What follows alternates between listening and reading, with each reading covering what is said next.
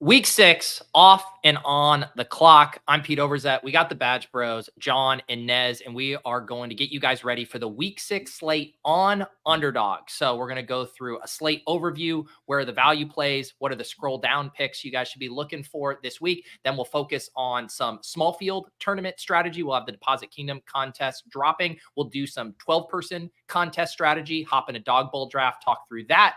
And then, of course, we might even be cracking some beers, doing some spicy pick'ems. Last week, we forgot to do our haterade pick'em. We'll be sure to fire that back up. Going to be a fun show today. This is off and on the clock. Let's do it.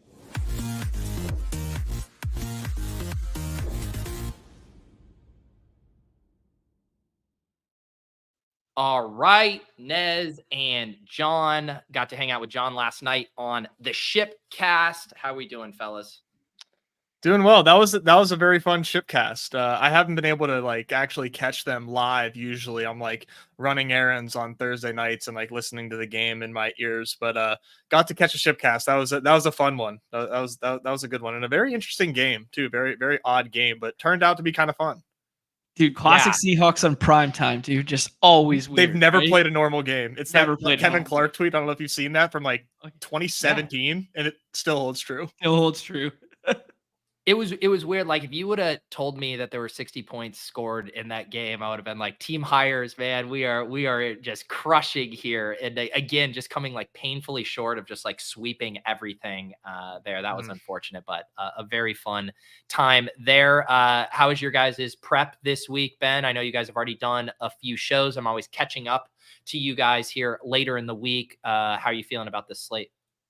Honestly, I'm easy tool pilled right now. After we did the show with Easy there, I've just been refining my process based on this tool, whether that's right or wrong. That's how I'm attacking this week, and I'm having a lot of fun with it. So shout out to our guy Easy, because I'm really enjoying messing around with the tool we displayed on stream yesterday. It's giving me all the feels back to the very first time I kind of learned how to pivot from exploitative poker to GTO and started using a random number generator and stuff like that. And I think that's why maybe it's a little nostalgia trip for me that I'm using it right now, but I'm really enjoying it and just kind of opening my third eye to the slate. I was going to say the same thing. Are you guys both paid influencers? Are you guys on the Easy? Yeah, you guys for this. Easy can't afford us, man. No, I mean, yeah. No, I was gonna say the same thing, but I didn't want to I'm oh, we just did the show with Easy, and I don't want to completely glaze the tool, but man, it is a lot of fun.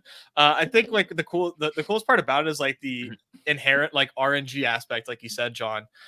Just get, as soon as you put a new input in there, just giving you a new fresh suggestion, I think is fun. And just rolling the suggestions, just trying to see how often somebody pops up as first. All right, I guess I'm taking this guy. It was really cool, and makes you slow down too when you draft PRs, because I'm so often multi-tabling.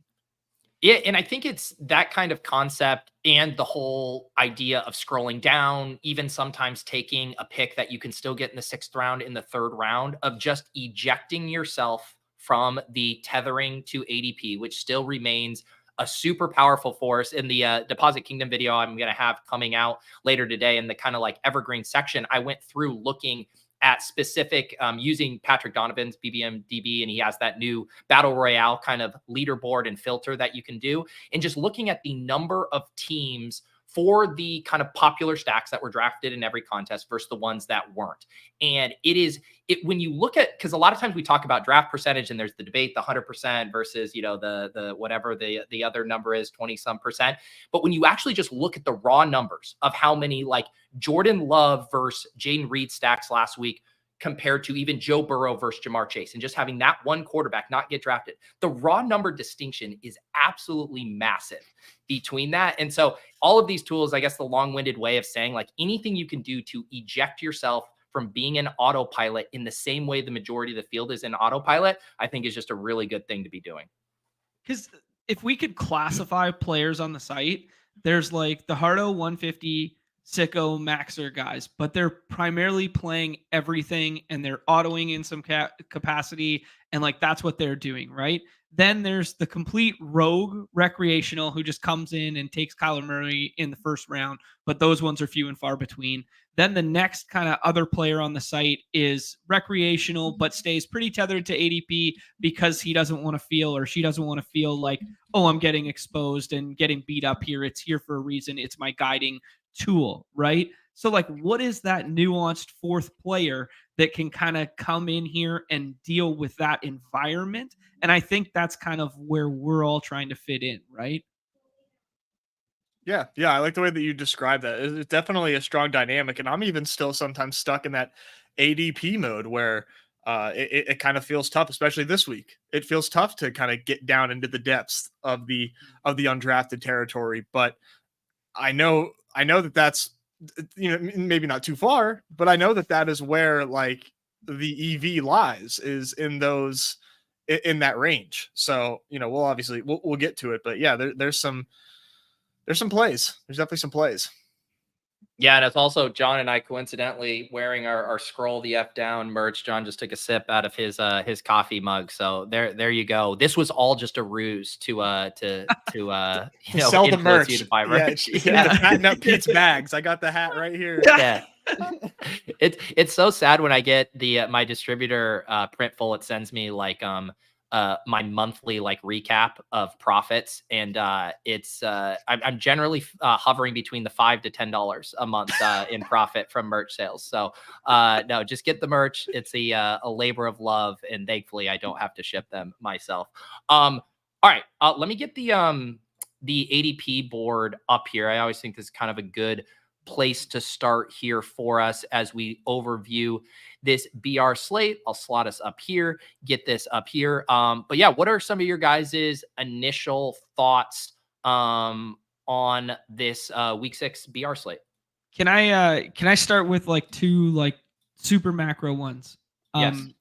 I think it's extremely polarizing in terms of game totals, where we're dealing with like some 35s, some 36s, some like really gross variety. And then we're dealing with like 3 flirting with 51, 52, 50, right? So I think that's like the first thing where it's like it's condensing an already shorter BR slate because of the international games and bye weeks and that sort of deal.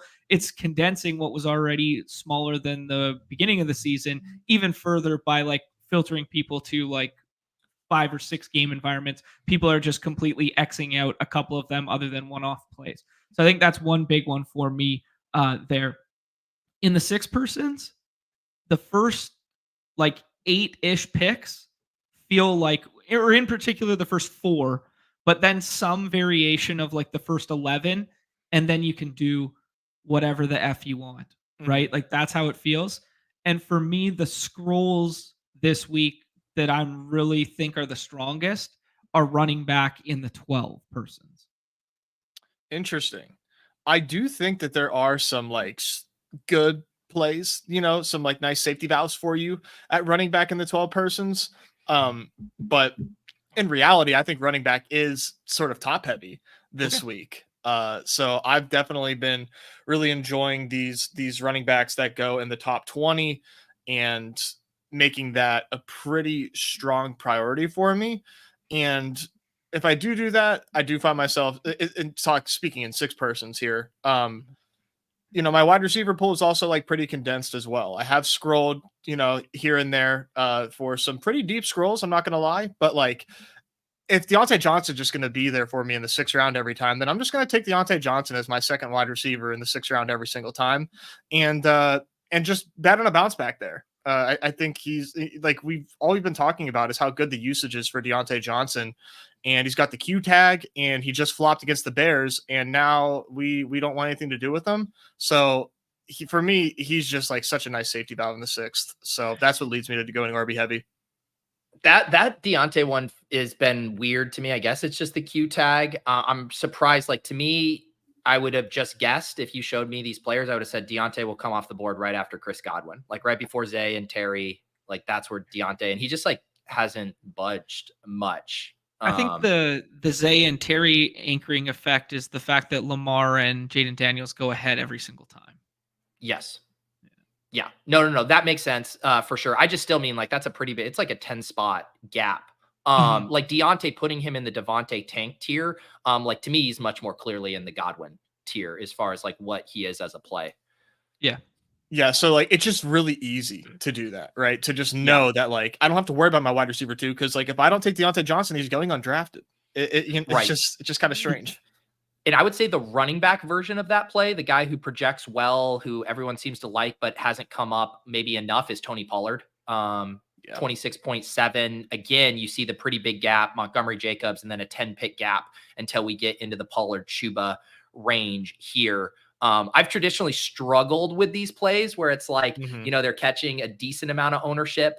But I actually really like Pollard and Deontay this week because they do just seem like they should be third round players that you're getting in the 5th and 6th a ton of the time.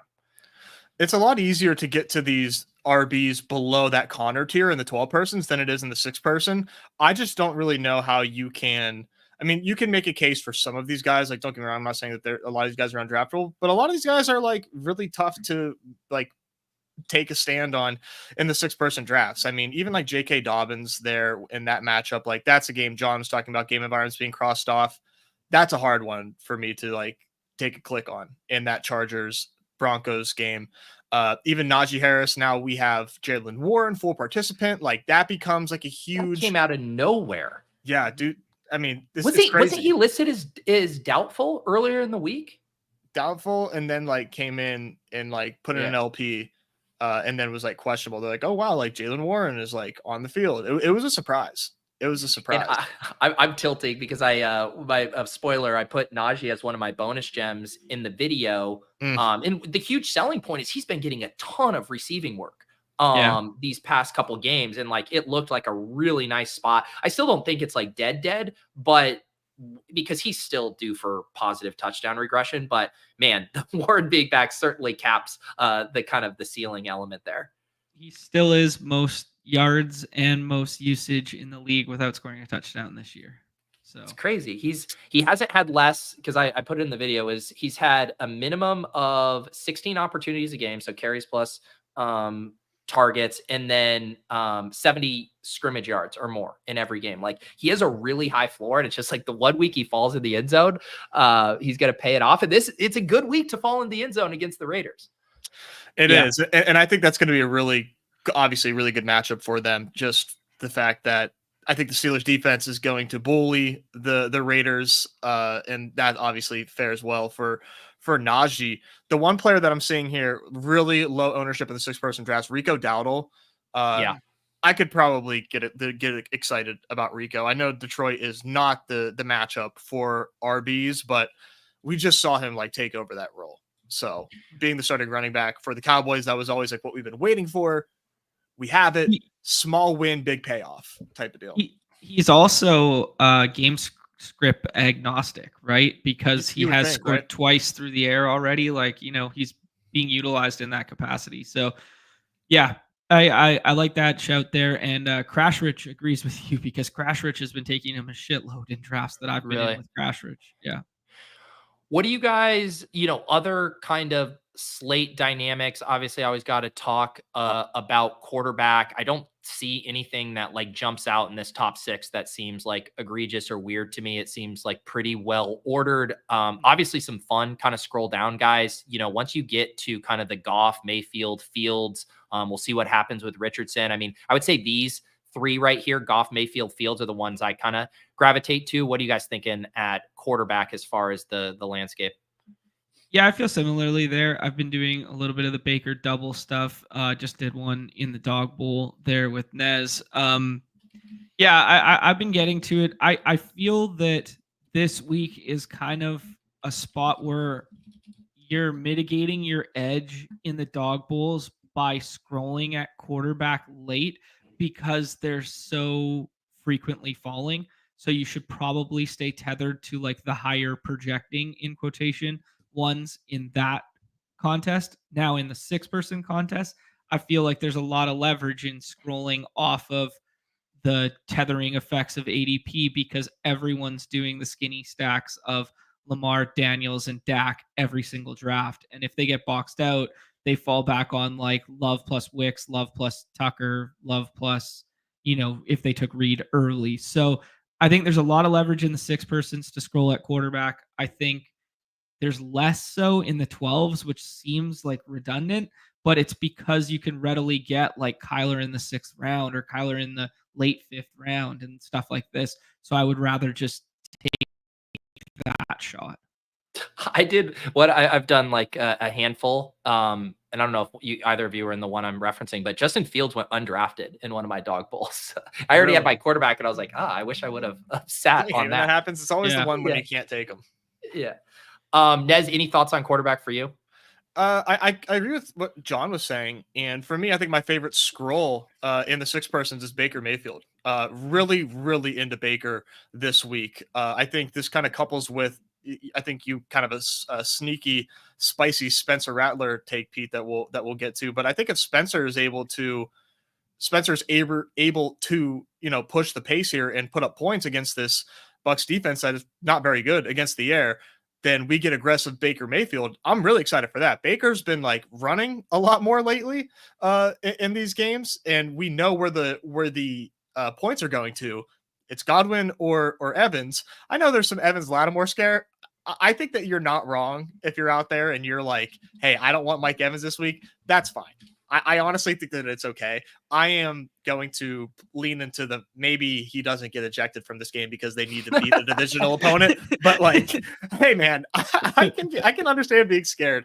On top of that, Kate Otten getting a little bit more usage as well. He's like tight end like 18 or something. Like he goes undrafted even in dog bowls. So Baker, man, love me some Baker. It's mostly in the. I mean, he's an awesome like break glass quarterback in the dog bowls, but I think super strong play in the 6 person drafts this week.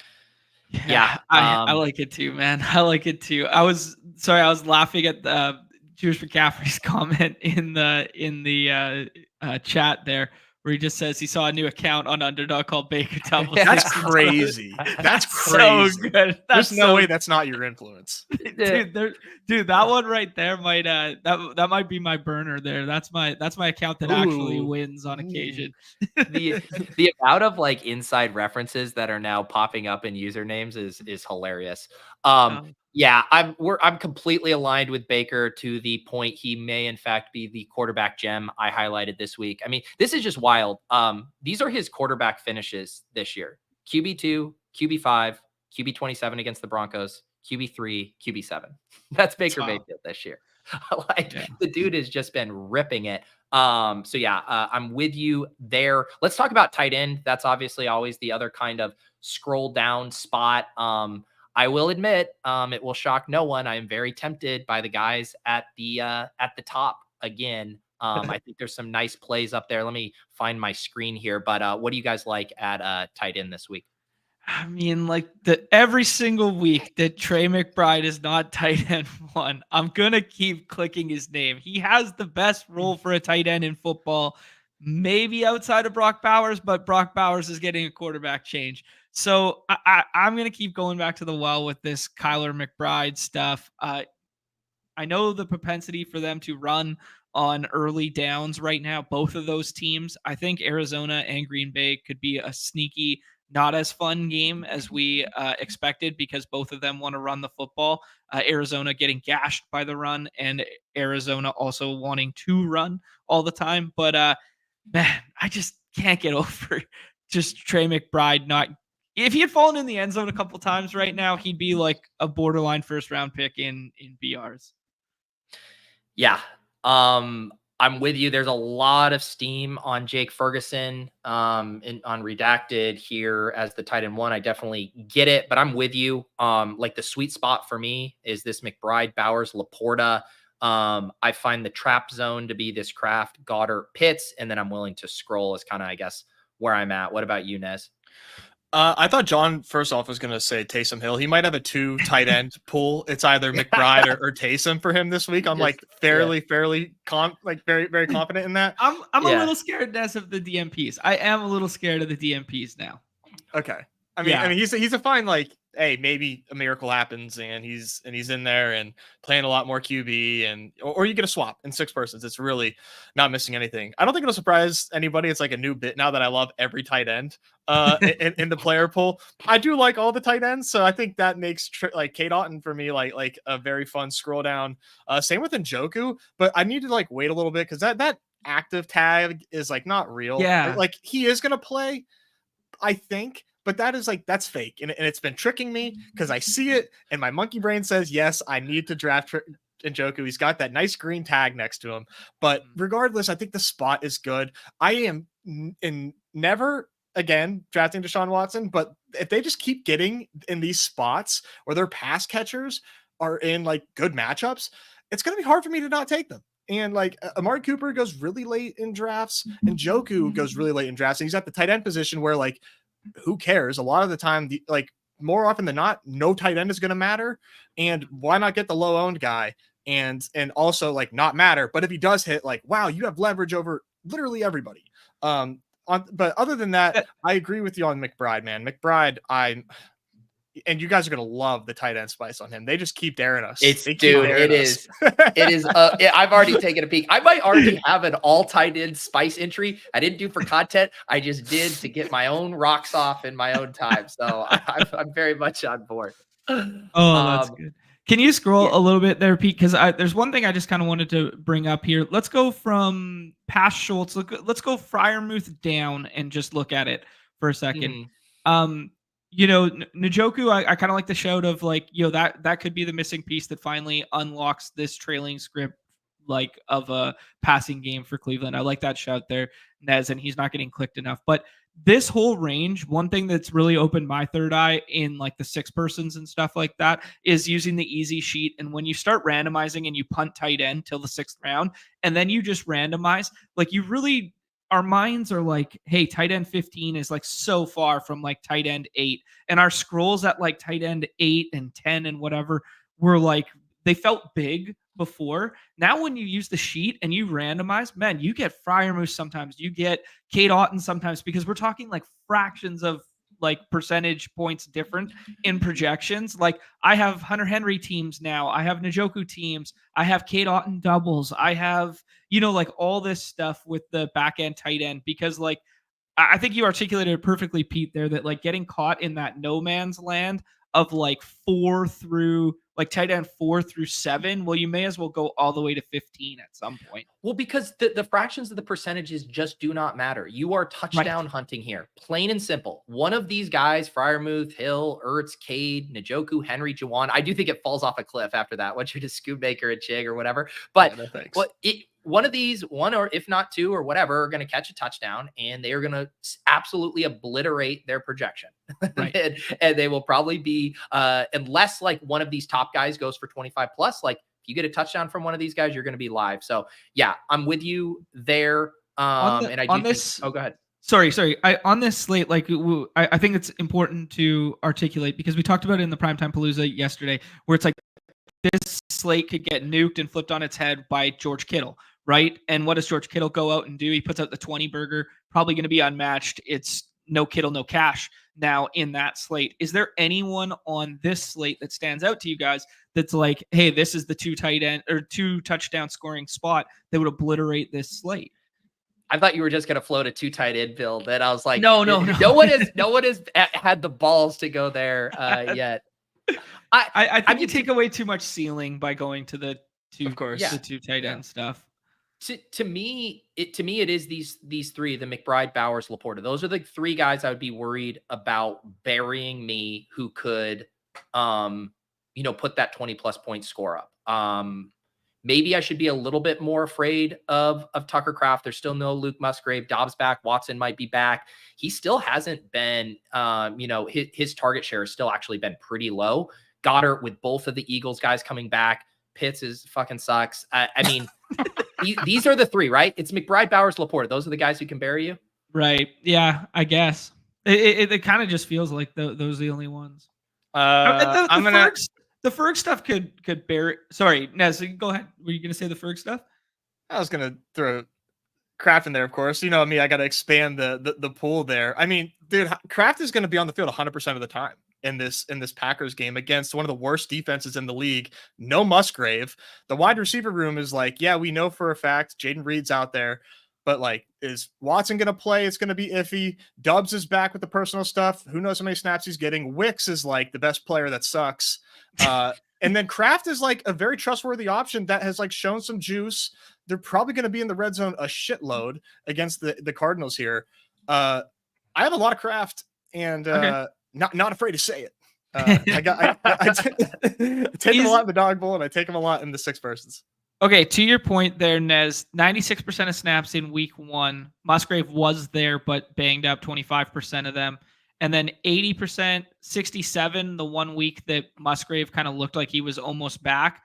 And then the last 2, 86, 85. They mixed in Ben Sims for blocking purposes, 32% on snaps last week. So to your point, I mean, when you're looking at a snap rate like that amongst tight ends who are running routes, like, yeah, it's pretty solid. Yeah.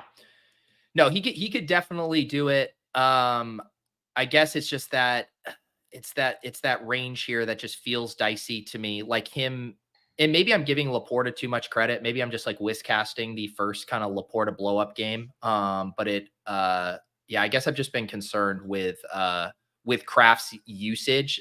Before last week hadn't had more than a 16% target share. So I guess I just still consider him a little bit below like what a McBride and Bowers can do from a target earning standpoint. The ADP makes sense, right? And the ADOT isn't great either. But like I just that's like my game of the week. Obviously, based on the way I'm talking about it. The Laporta stuff is definitely going to come soon. It's just like all of these, the Lions are just so good that like they don't even, they're not concentrated, but they're just a great team, and we don't know where the points are coming from, and they haven't been concentrated yet. Like Montgomery and Gibbs are like getting 16 points a game every week. Like Amon-Ra hasn't blown up. J-Mo is now cooled off, and like he doesn't look like a monster anymore. It's just like they're all good, but like when are one of these Lions going to win us a week? Yeah. I think I'm okay. This might be weird to say. Like they're 2 of the highest implied team or game totals on the slate. Like I'm low key souring on Lions and Packers, like just because of how dominant their O-line and the run matchup sets up for both those teams. So I've been lighter on both the passing attacks of Packers and Lions this week. Yeah, like number 1 and 2 O-line versus like the worst D lines out there. Period. Yeah. Well, that's the potential fly in the ointment of the Packers passing game is the Cardinals suck against the run, and Josh Jacobs is just lurking for one of these 2 to 3 touchdown games. Like it's coming one of these weeks. This could definitely be the week. You never want to be so precise that you're saying this is how they're going to score points, because they can do it a lot of different ways, especially with the weapons they're potentially getting back.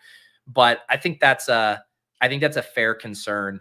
And, you know, I was talking through it with JM just now on Block Party, and he definitely got me like where I became more open to like picking my pieces from the Green Bay Arizona game and not really playing that as a shootout.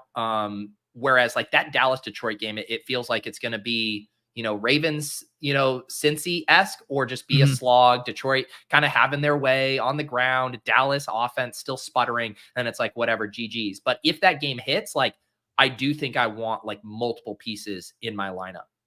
Yeah, I think it's a good show. Like the one thing I'll say about that game, sorry, John, you're going to make No, go for it. The one thing I'll say about that game is I think it could be sort of reminiscent to last night's game, where like if the Lions do Niners stuff and just bully the shit out of them, dominate the clock, but like Geno still threw 300 yards. like right. A lot of that, you know, garbage time, say what you will, but like he still got home.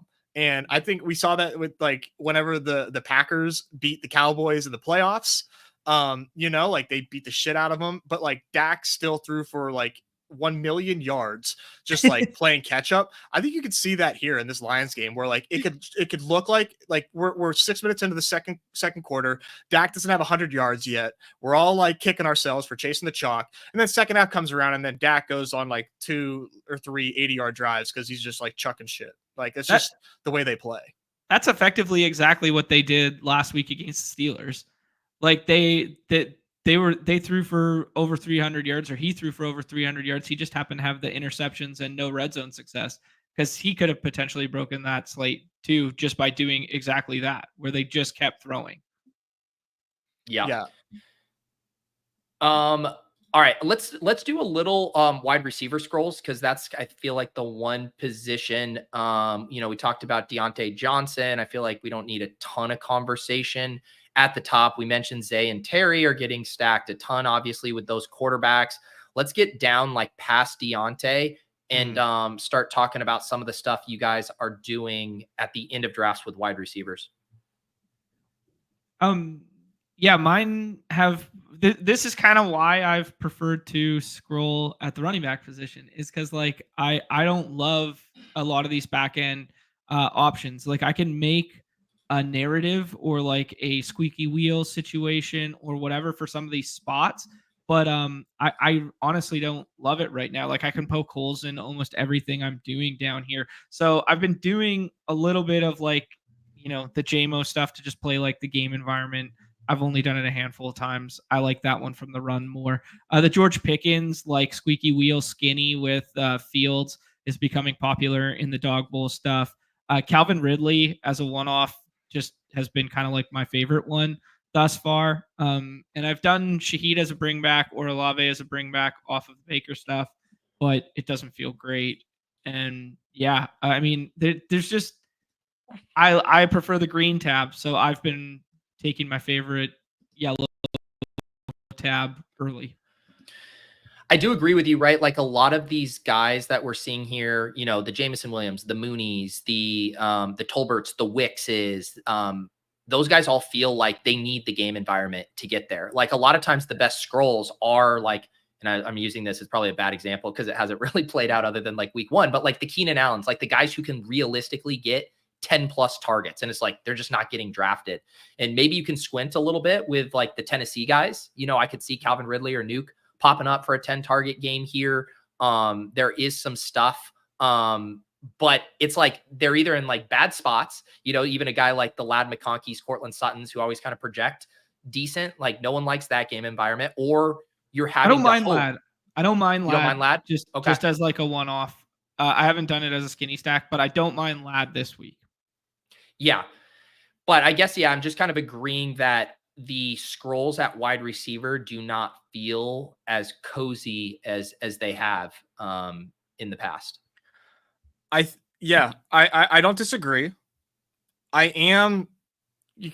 think by definition it's dumpster diving, but I think the scrolls, you just have to scroll past the scrolls to get to the real scrolls. Ooh, scroll past the scrolls. Okay, nice. So here's what everybody's missing is down below, like, these guys look like crap, where you have 4 consecutive wide receivers who I really do like this week. Can I guess? No. I was going to guess that it involved Jacoby Myers, and then I was going to try to find the range of Jacoby Myers there. No, Jacoby's interesting. He's at practice today. He's expected to play. Okay. So he's definitely worth it, right? Especially if you want to go from the the viewpoint of taking like a wide receiver 1 that goes undrafted, like you said, like a Keenan type. That can get those 10 targets. Jacoby's that, but I'm Steelers pilled and JPJ pilled, so I'm not going to do any Jacoby. But for me, Michael Wilson, I am just going to continue to draft him until he hits. His usage continues to look good from a fantasy standpoint. Like he's getting 15 A dot last week on 6 targets and 9 targets in week 3, 7 targets in week 4. He continues to get a lot of usage, and the Cardinals like play a sneaky bit of like 12 personnel, and he's the wide receiver 2 there. And so I just see him like being like, one of like just not having that Greg Dortch target competition as well when he's on the field. The usage looks good, and I think that they can get pushed in this spot with Green Bay. So I like Michael Wilson. Are you scared of the return of Zay Jones? Is he coming back this week? I thought he still had a hammy, but like once that does take place, I am like, it's going to be annoying. Mm-hmm. That's the one thing that was scaring me off him this week. He's not playing this week. For sure. Okay. Mm-hmm. Yeah, he won't play this weekend, per Darren Urban. So nothing to worry about there. So hopefully it's this week, because it might be now or never based on that. But yeah, I because like his Michael suspension Wilson, was I like up. Yeah, his suspension was up this week. I didn't know that he wasn't ready yet. Yeah, so not yet. So it's thin, but I like Michael Wilson. I think he's going to hit one of these days. I like Bateman too. Here, maybe I do have ranks going or whatever, but like Rashad Bateman, obviously a good spot against the Commanders. 8 targets against Cincy last week. He's looked better, man. I think the prodigal son has finally come home for the Ravens. We've been waiting for I feel like Bateman's been like the arrival and the breakout's been like coming for years for Bateman. In that week 4 matchup against Buffalo, where they just beat the brakes off of the Bills, there was really no usage for him to be had there. But he keeps like having some decent plays in these games. 8 targets against the Bengals, like I said. I think if this game can turn into a shootout, I do think Bateman has a place in scrolling down. Just to clarify, Nez, though, are these 6% or 12% takes or both? I would do Lamar with Bateman in 6-person. In 6, okay. Yeah, but no naked Bateman in 6-person. But yeah, I don't think it's crazy to think like Bateman like scoring like 17 points in the 6-persons and like helping you get there, because I think this is going to be a pretty low scoring week, and I don't think that you're going to need like double 30s from wide receiver. I'm getting there. Yep. Anything else there? I'll say, but you guys can watch. Go ahead. I would say the indie stuff. The indie stuff, if we end up getting Flacco, but we probably won't know till Sunday morning, and then I'll be chasing some Flacco singles and stuff like I did last week again. You know what? I think, of all the stuff we've all seen, the splits, Flacco, Anthony Richardson, I honestly think that AD Mitchell could be kind of the tweener that could replicate success with both of them. We already saw he has a weird profile right now where he's only running a fraction of the routes. He had 24% of the routes, but a 58% targets per route run last week. So when he's on the field, like, they are getting him looks. Just the way his game can be used, like the manufactured touch is close, and like the deep bombs, like we even saw kind of early in week 1 with Richardson. So I think he's a really fun play, and you can almost play it immune to like not worrying about the game time decision with Anthony Richardson. Cause I think Mitchell could succeed in either of those environments. Like it. I gotta hit mostly. Sorry. Yeah.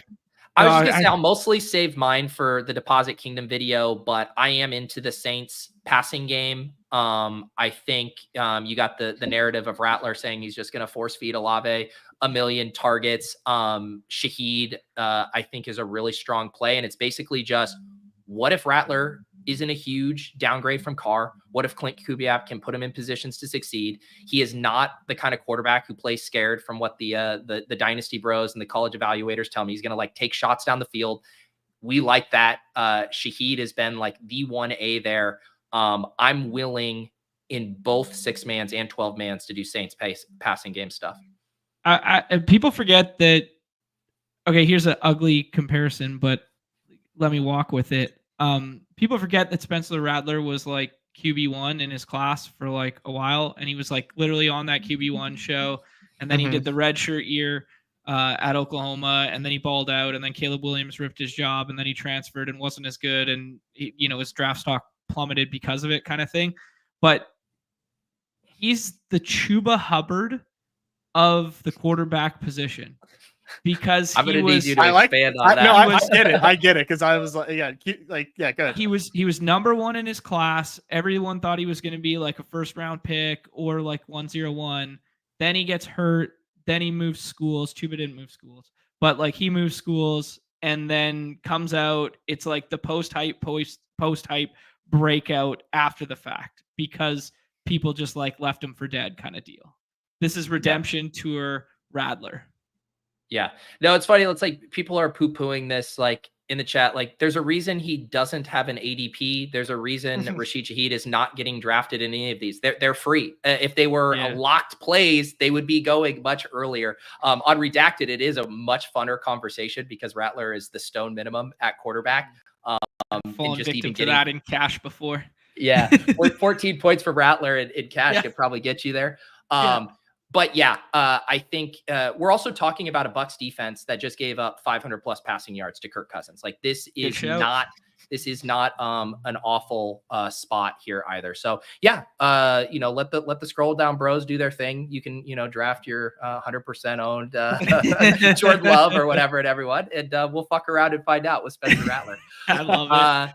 Can I hit on one? Okay, one last one that's wide receiver related that was just in the chat. Someone asked Dontavian Wicks is the blank of blank, and I got it now. Okay, Dontavian Wicks is the Josh Gordon of Jake Kumeros. Sure. Okay. I'll trust you. The Gordon. Josh Gordon of Jake Kumeros. My goodness. All right. I'll allow it. I'll allow it. Let's do a couple running back ones here. Well, yeah, we did. We talked about some of them here. We were talking about the Najee thing. We mentioned the Rico thing. Do you have any others? We obviously have some injury situations. Brian Robinson, game time. What do you think, Nez?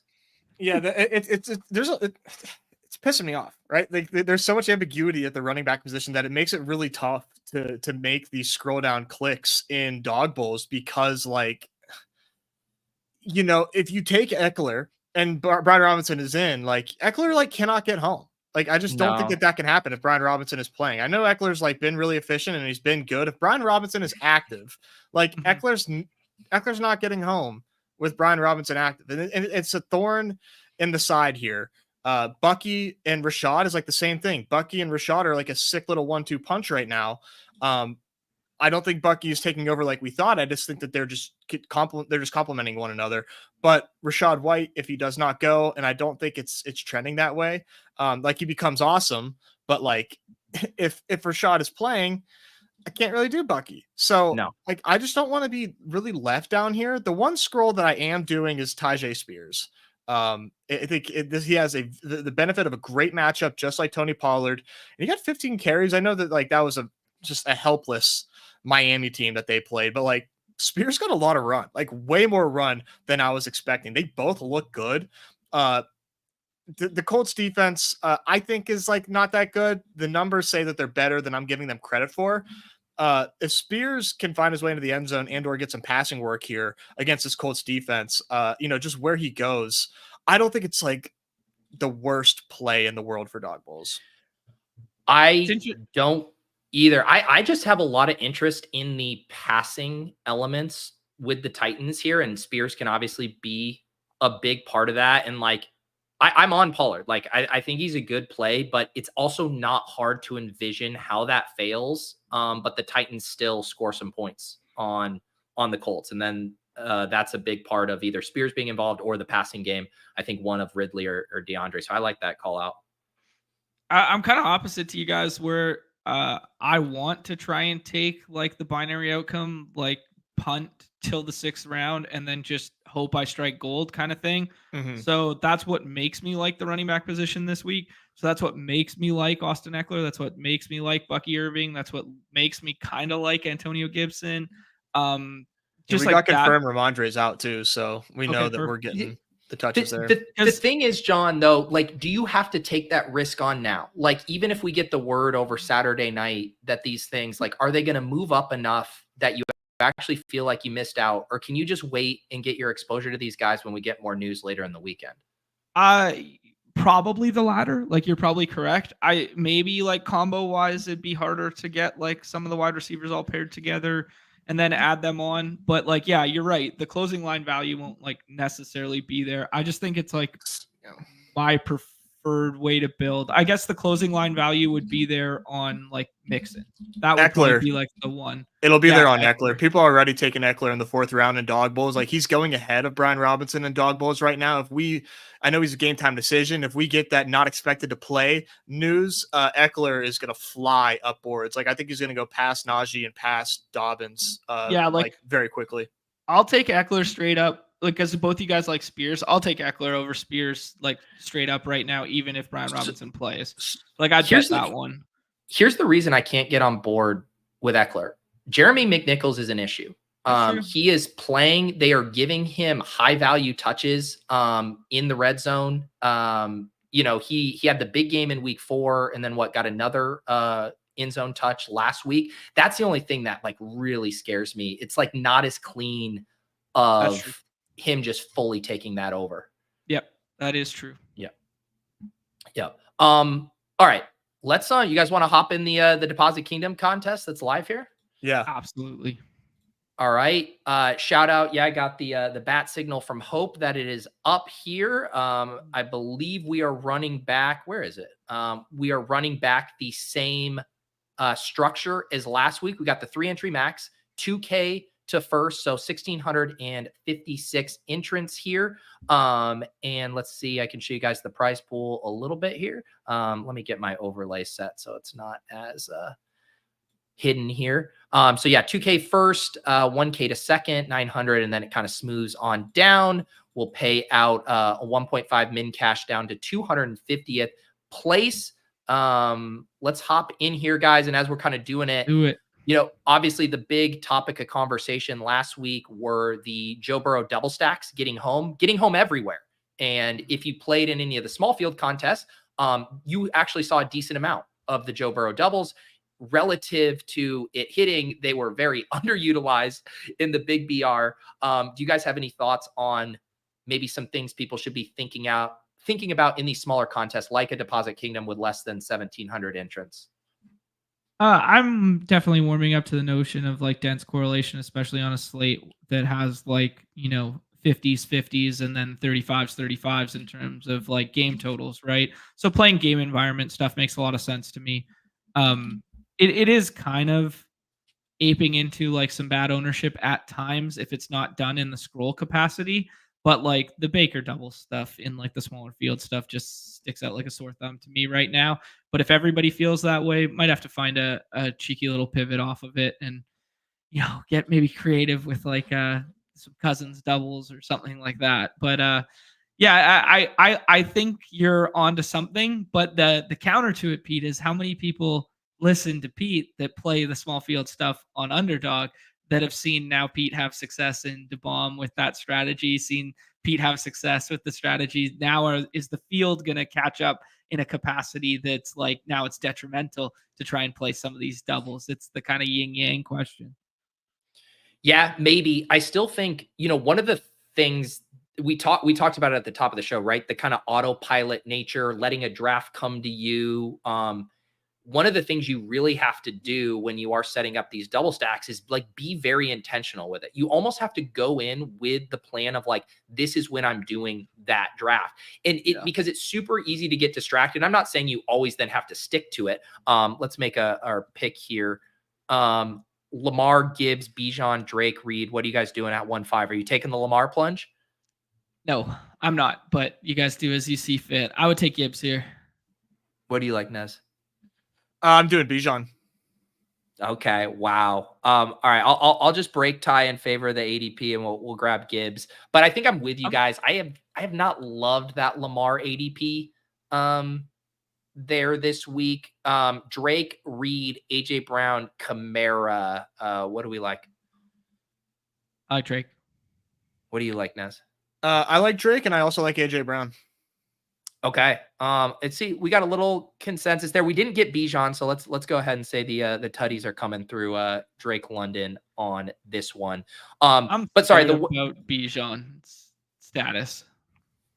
Well, I want to finish this thought, and then I want to get Nez's official Bijan take. But I was just gonna say about that. I don't think it'll ever become like super, super popular if it requires the double stack thing. If it requires one thing that is uncomfortable or off the beaten path, right? So like you do have to scroll this week to go get Baker. A flip side example would be you're going to see a ton of CeeDee Lamb, Jake Ferguson, Dak Prescott teams. You do not have to go out of your way. It lines up really nicely. It's very comfy. And so those are the things I would be thinking about, like how comfy is my double stack? Because if it's super comfy, you are going to be going against a ton of Dak Ferg, CeeDee Lamb teams. I actually don't think you're going to be going against a ton of, Godwin, Evans, Baker, and certainly if you include Cade Otton, then you're well off the beaten path. So that's kind of my only thought about it. And Nez, you want to give us the Bijan thing here in a second after we make these couple of picks? Yeah, the State of the Union, the Bijan State of the Union. Yeah, no, he's clearly banged up. I think that there's no doubt about that, but that he's maybe playing a little bit hurt, but he still looks good on the field, man. Okay, on the clock here. So we could set up a Baker double with Evans and Otten here. We could. I've definitely been warming to Jacobs. Yeah, let's do Jacobs. Let's do Jacobs and then take whichever Tampa Bay wide receiver comes up and go Baker double with whichever Tampa wide receiver comes back. It could be fun. I have a ton of Josh Jacobs this week. A ton. Yeah, he's a good play. Mm-hmm. I mean, Arizona #1 in expected fantasy points allowed versus opposing running backs. Like, they're just bad on defense. It's honestly, I don't know, man. I need a good week so I can get my confidence back. I think it's crazy Josh Jacobs is not like a top 10 pick. Like, I don't know how he's not going ahead of Montgomery consistently in these drafts. The S words agree with you. The Gumbies. The S words. We're not allowed to Pete, it's the new redacted. We're not allowed to say the S word anymore on stream. According to who? According to me, I made it up yesterday. Why is it a dirty word? Because it alienates viewers who just want us to put our nuts on the table and tell them who the best plays are? Yeah, because we're not like that. We're the scroll bros. Exactly. Yeah, so we did the Evans thing, set up the double. I'm not trying to evolve with the games here. trying to know some ball. Yeah. So yeah, Bijan, man. John. The crunches, it alienates John. That's so perfect. The Bijan take is that, like, I know that he's like constantly banged up, but like he was banged up last week and then played, like, showed good stuff. They just like are not giving him the usage, which is frustrating, and I can understand being off him because of that. However, there's two teams that have a higher implied total this week, and that's it on the slate. And when you have a high total and you're against the Panthers, and the Panthers have just given up fantasy points to everybody, especially the running back position, like, take Bijan here. If we didn't have the weirdness going on, like, I think Bijan would be a 102, 103 pick. But like, you know, we've had a strange start to the season, and wow. And he's watching. He come to the Dog Bowl, damn it, Crashridge. We know you're watching, dude. Come on. See, this is where you get. Are we scrolling to Kate Otten here? Yeah. Well, what's available? You want to do the Bowers thing? I'm good with the Bowers thing. It's probably enough of a scroll just to get to Baker in this contest. If you want to do it. But I'm super happy to get to Otten. It's your entry. Yeah, let's see. What I like to do is get a secondary correlation in here. Okay. So let's play Gibbs Laporta. And then we'll scroll to Baker here. Yes, for the audio listeners, we're laughing because in this 6-person really small contest, Crash Rich took Spencer Rattler in the 5th round here. Beauty. So it has to be lurking in the shadows. It's gonna be hard to show restraint and not say what's up. I'm sure of it. I mean, you're so. I don't think you got to finish your Bijan thing fully, Nez. I mean, they just have a high expected points. The matchup is like as good as it gets in the NFL. And I mean, Kirk Cousins also, I mean, he threw like 80 times last week. I think he is starting to look a little bit better. And I think as he goes, the rest of the offense can start to go as well. What if they just like want to give Bijan some touchdowns because he hasn't like scored a lot, and they just find themselves in prime position to like give him a Make-A-Wish touchdown. On top of that, I mean, that's always great when you're talking about a top 5 fantasy pick and they're giving him a pity touchdown. But like, I mean, it's just a fantastic spot for him, man. And like, I know that he's banged up and the usage isn't there, but like, I don't know how you can say that Bijan's like raw ceiling is just not one that is like have to have. So I'm taking him, and you know, if he kills me again, then you know what, it's over. I agree with you. I think that like Bijan versus Kamara conversation is kind of interesting this week, but like there's a lot of ways, like outside of Barkley, who I do think is just kind of a lock right now. Like you can poke holes in the Gibbs, you can poke holes in like all of those guys up there, and like Bijan's certainly like the best of that like second tier of running back plays, like after Barkley.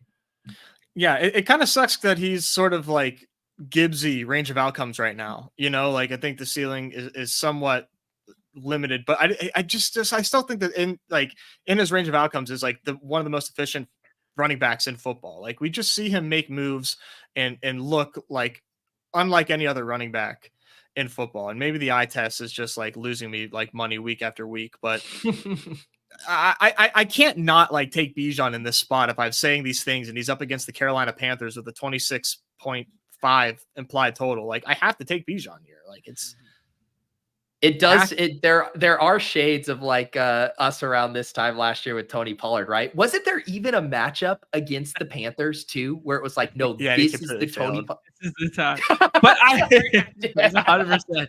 100%. Just go back and look. Can we look up that God, this was back when he was on Cowboys 23 schedule. Sorry, Nez, we're gonna do this. It's all right. I probably need this. Let's see here. They put up 33 points. 33 points against the Panthers. So this was November 19th. So it was a little later along the way, but we were still getting dragged along. Oh yeah, he did have the touchdown, right? Yeah. It was like the saddest, like 12 for 61 and 1, no pass game involvement. I guess 4 for 19, but it wasn't what like if Bijan gives you this week, you're gonna be a sad boy, right, Nez? Yeah, it's gonna be very sad. We might have a new redacted on the program. Yeah, Clay just said in the chat, we might have a new redacted, dude. Oh, hey, man. Nez, just remember, Debo got home last night.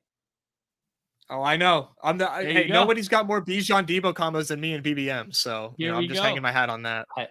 I shot Leone a message and I was like, I literally like called my shot before the game. I said, how relieved are you that Debo's not on the main slate after his infamously bullish projection last week? And he said, very relieved. I said, he is going to go nuke for you tonight. And that is good exactly for Leone. What happened. Yeah. So he doesn't have to be quite under fire for the inputs on Debo Samuel going forward. All right, let's see here, guys. You guys want to do a little dog bowl here? Pivot to some 12 person. Let's click it and see what happens. Are you going in? Yeah, I'm gonna try to. Yeah. We got five people, so we should be good. All right, there we go. All right, and I'm cracking a beer, guys. The whole point is being off the clock. I think it might be time to crack a beer here. Nez and I had mentioned that I might be cracking a beer tonight. We got the babysitter going out for dinner later, so it's like let's do a little happy hour off the clock here. Beautiful. Where are you guys going beer for crack dinner? ASMR? Doing some Italian tonight, Nice. a place we haven't tried yet. Yeah. Beautiful. Oh, sorry, I didn't do ASMR. I just opened it. Oh, Sounds of Summer? Here, I got you guys. Sounds of Summer. I'm going with my Modella Negro. Here, I got to get my koozie. There you go. I'm a especial right now. Actually, Nez, while we were perusing the lobby there, I would be remiss not to give a shout out to CPS DFS, who is new to the community, but attributed us as the reason he hopped in the puck streets, wanted to become a multi-sport drathlete. And what does he do on 5 bullets last night? He ships the puck slate. So just a great reminder to everybody, man, that the knowledge in which, not necessarily even us are spitting, but like the community is spitting is it's transferable, right? It's a transferable skill set out here. Don't be afraid to hop in some of those other sports, some of the other streets while you're hanging out. Yeah. Shout out to him. That's always cool, man. That's that never gets old hearing getting those nice messages like, hey, you helped me do this or got me into that. Like that never gets old. That's sweet. And it's actually also crazy recently that it's happening every damn day. Like it's been happening a lot. It's been nuts since the start of football season. Yeah. And that's a good reminder. If you guys are watching this, all of us are hanging out in the Deposit Kingdom Discord. We got the Badge Bros channels in there. There's lots of general channels, and we also have some of the paid ones as well for some premium chats. But hop in the Deposit Kingdom Discord, a good place to kind of continue the conversation around all of this stuff. We got the link down below, and become YouTube members on the channel. Support the Badge Bros. The Nez, are we getting a premium no strip stream tonight? We are, yeah. I got a busy day. I'm doing a show with Meg from Fanspeak a little bit after this. Nice. And that's gonna be recorded. It won't be live. And then no strip tonight at 10 p.m. Eastern for the Coastal Elites. Nice. 9 p.m. Central God's time. Look at this. Nez, I'm going to do this for you. We in the previous draft, we just took, Gibbs over Bijan, but Nez just gave me, the rallying cry I needed to click Bijan Robinson here. I'm doing it for you, Nez. This is shades of last week whenever I was like telling people to draft Joe Burrow. Like Joe Burrow is going to be in the winning lineup. And then like, I'm just like on the outside looking in at all the Bijan teams going crazy. And I've got nothing because I was pairing them with, Rashad Bateman. Oh, I like that call. At least the steam though, like on Bijan, Nez, like if you can, the equivalent of you getting Joe Burrow from like the 6th to a 3rd would be to move Bijan up like a half pick of ADP. So it's going to be a lot less noticeable than the Joe Burrow and Michael Wilson effects of previous weeks. That's true. I don't know. Now that my ROI has been so bad, I don't think I'm having the same market effects that I was having in weeks past. I got a little full of myself and crash and burn in the draft streets. Now, like everybody just like, okay, now we know Nez is playing. I don't care. I'm no longer moving markets. Dude, don't be results oriented. Always be full of yourself, bro. That's the problem. Don't be results oriented. I need the lean on your hubris. past. Lean on your past priors, dude. I'm just like, I got my tail between my legs. Like, I'm gonna try this. We'll see if it works. Like, it's not good. It's not good. Oh, it is funny. Like talking about, we were talking about the elite tight ends. And a lot of times, and John was talking about kind of the cliff, the ADP cliff and the 6-mans like after pick 10 or 11. And so I'll often take like the McBride, Bowers, Laportas like in the 3rd round in the 6-mans. And then you can get those same guys in the 3rd round of the 12-mans this week too. Like those guys have just I got Laporta in I want to say it was close to the 3-4 turn. It was the backside of the board. Like those tight ends drop like stones. Absolutely. Yeah. Of course, did as consider Trey McBride goes here at 16. I did consider McBride right there. I'm not gonna lie. In this room, yeah, potentially. This is a sicko room. Like we got 12 red badges. We got Johnny Footballs who just won the PTP. We got Mark who won Deposit Kingdom earlier. Chris who's always flirting with the top of those leaderboards. EDN3's in all these damn things. Wu-Tang Killer Bees. The Sim God himself, Crutches. Like this is crazy, man. Goat Naft was hanging out in the chat. Gut P is in every single draft. Joshua has been winning everything. He already took down a football slate. Like this is a true sickos of sickos room right now. Yeah. Let's see. What do we want to do here? I think I'll just take Evans. Yeah, I took Godwin over Evans because I'm drinking the Kool-Aid there. I can't wait. Throw down. You and I wrestling for Baker and Kate Otten in this draft is going to be a ton of fun. Fuck me. I was telling rock, paper, scissors. Yeah, just truce it out, man. We'll do ones and twos, and you'll throw paper. No, I'm just going to take him in the 3rd alpha move. Oh man! Hey, shout out to Big Ass Ryan who's hanging out in the chat who took down 2 baseball slates the last couple nights too. That's such an awesome name. I love that screen name. Yeah, there's some ones on Underdog that have just been grandfathered in that just stay. Like Cowboy the fuck up. Like it's been grandfathered in. He's a red badger. It's just on there forever now. Like, all right, that'd be funny if it would get censored. I wanted to ask. Sorry, go ahead. No. I just think he was so OG that it just got missed in the initial run, and now they're just like, oh, we can't do it now. Yeah. I was gonna ask Pete, when you go to Italian restaurants, what's your like go-to? Great question. I like the 2 things I'll do will be like a bolognese is one of my go-tos. Nice. And then occasionally I'll be into, if I think they have a really good gnocchi. That's what I was waiting for. That. Yeah, I'm a gnocchi boy. I love it's like the Polish in me. I love just like potato doughy based pastas and whatnot. So that's my big move is the gnocchi. What about you? The issue with the bolognese, you often get like the meat sauce with it, whereas sometimes like the bolognese, I feel like I need a little extra meat. That's the only hang up there. Need the protein. John, what are you scrolling down for at the Italian restaurant? I mean, it depends how Italian we're going, but I'm a big gnocchi guy as well. So like, That's kind of one of my go-tos. I do like doing like the chicken parm stuff and like that if we're doing like whitewashed Italian. But if whitewashed Italian, that's what it is, North Americanized. I love John's like, it depends on how Italian we're getting. Wow. Like when you're in Sicily, John, what are you getting? Like gnocchi, or like the grandma's bolognese in the back, like that kind of thing. Actually, there was a heater that we went on, Havar Island, like Starry Grad, like whatever. I went gnocchi like 5 straight nights, like just every night, every mon pa like restaurant like along the water, like every time. Yeah.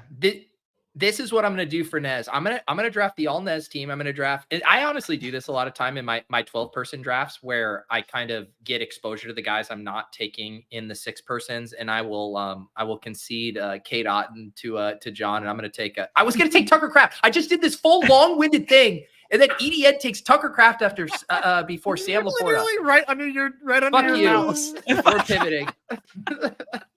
This whole long-winded thing. God, everyone's funny. Just trolling in this draft. I'm dead. I keep EDN's always tilting people. I was ready for my back door. I was gonna take Wicks or Dobbs there. We're gonna have a grand old time. Fucking EDN. Dude, and he has a Mon Ra. Whatever. I'm over it. Clearly. And, doesn't want that double stack. I kind of like that. Like you do, if you did the Amon Ra, or you maybe you get a running back from the Lions, I guess Montgomery there, and then you play like Jaden as like the higher ceiling than Goff, where you're like, I'm not going to take Goff, but can I get the higher ceiling and still get access to that game? God, yeah. Right after the Italian rant to not get some Kraft on my team. Yeah. Oh, that would have been perfect. Yeah. John goes with Mixon. Why can you just let me have one of these games? It's like, I guess I started it by taking Evans, but then I grabbed Tank Dell and you take Mixon. That's an early stay in your lane, bro. Yeah, stay in your I don't know, man. Like they just want to establish it so hard, and that game could be so ugly, especially if like Drake May can't push pace on the other side. Like they've gone to the air the last couple of weeks, and it like hasn't been exactly what they wanted. And now there's no Nico. Doesn't it just feel like they come out and be like, how do we win this football game? Old school, like just dominate the line of scrimmage. They know they have the best mismatch of the week with their D-line versus O-line on the other side.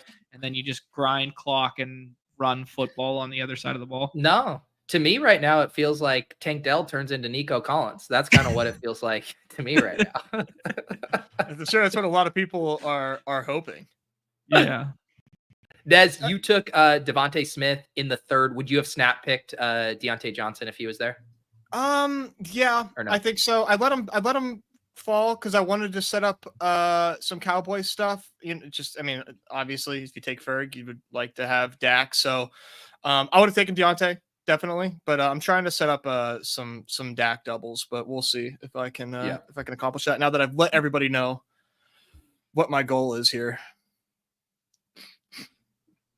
The Kamara stuff was really weird, man. Like, I think everybody sort of thought, I don't know what happened, but like he missed practice Wednesday and people just, maybe it was the Spencer Rattler thing. I don't think people thought that he was going to play because he was falling into the 20s for BR.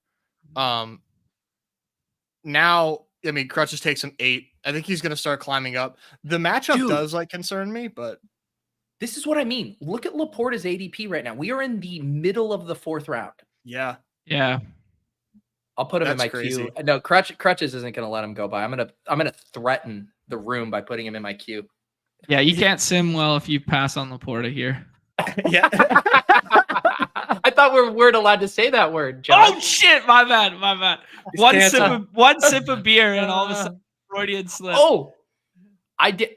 Okay. What? We're taking Kyle Pitts ahead of Sam Laporta. Am I taking crazy pills? I thought this team had fucking Dalton Schultz written all over it, but I am not taking Dalton Schultz over Sam fucking Laporta at pick 43. Whew. You're just putting good football players together. That's what we do, man. We just play the best plays, except when I scroll down to Spencer Rattler, Rashid Shaheed stacks. Do I do a spite pick here? A spite pick. This entire draft is off the rails. I think you just you lean into it. Who do you want to spite? Crutches. Yeah. Staking the claim on Dak to get your Tolbert stuff. Not in my house, buddy. Yeah. Are you fucking kidding me? Yes. You're gonna take Dak from me when I got Tolbert's already gone. Tolbert's already gone. Oh, thanks, Tolbert. You got to let someone else do the spite for you. Great job, Johnny. You're the king. You're the king, bro. Maybe I could spite the commenter that didn't like the Saints stuff. That would be pretty fun. Nez is like really reaching for Baltimore. Who is that one commenter who said this 4 years ago? I'm gonna get him with this pick. He was really upset that we suggested Spencer Rattler in a great matchup. Let's be clear, that is a fantastic spot. I went Kyler because I actually think this game's gonna shoot out. I'm a chalk donkey chasing this. I think Kyler, when forced, is gonna have a good game, and I think he's gonna be forced here. Well, I would say, Nez, with all the spite going on in this draft room, I would not let Michael Wilson go past pick 51. Hell no. he's in the queue. Okay. It's getting ugly out here.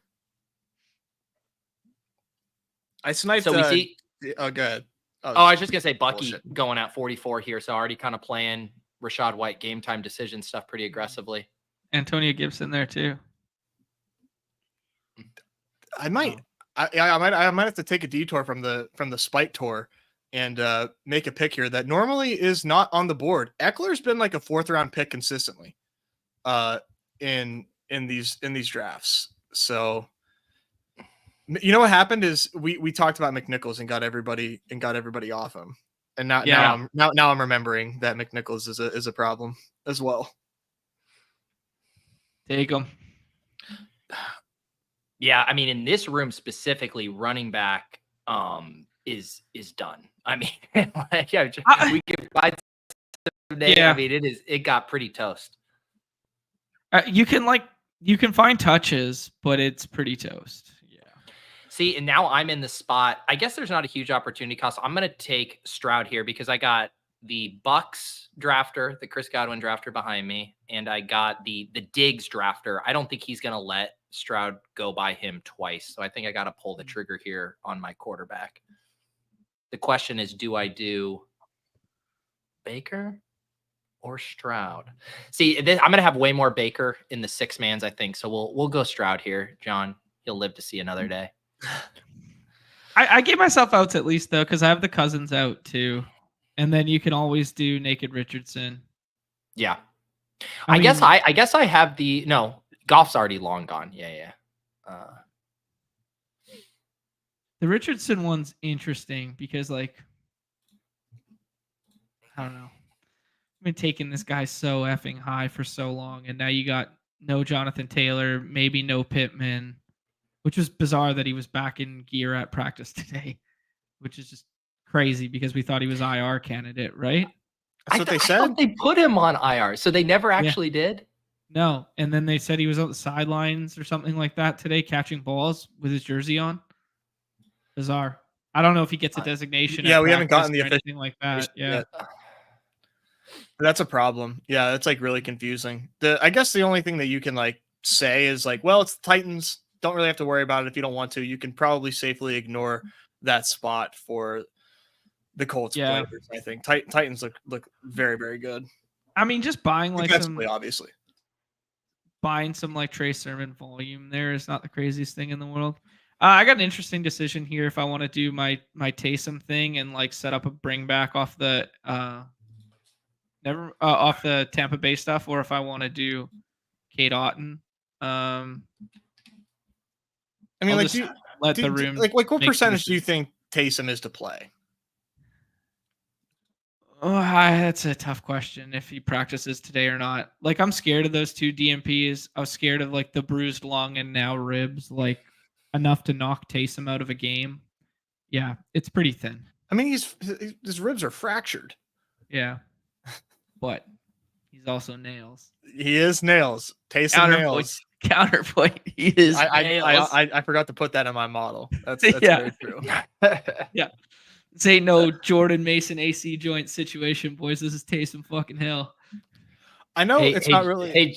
Jerry, this isn't you parked your car in the wrong place. Would you take BTJ at a late 24 first for CD PPR Dynasty? I don't want to pump our bags, but I think we know that we are like gaining popularity. We've been getting a lot more Managed League comments in our streams lately, so I think that we're gaining traction. Yeah. You guys really talking about the I'm sorry. The scroll down trade calculator is what you guys can release. The scroll down. GA wants me to go Baltimore tight end here. I think I just double stack it up. You go Cade. Yeah, I'm going Cade. See you in Dallas. Yeah.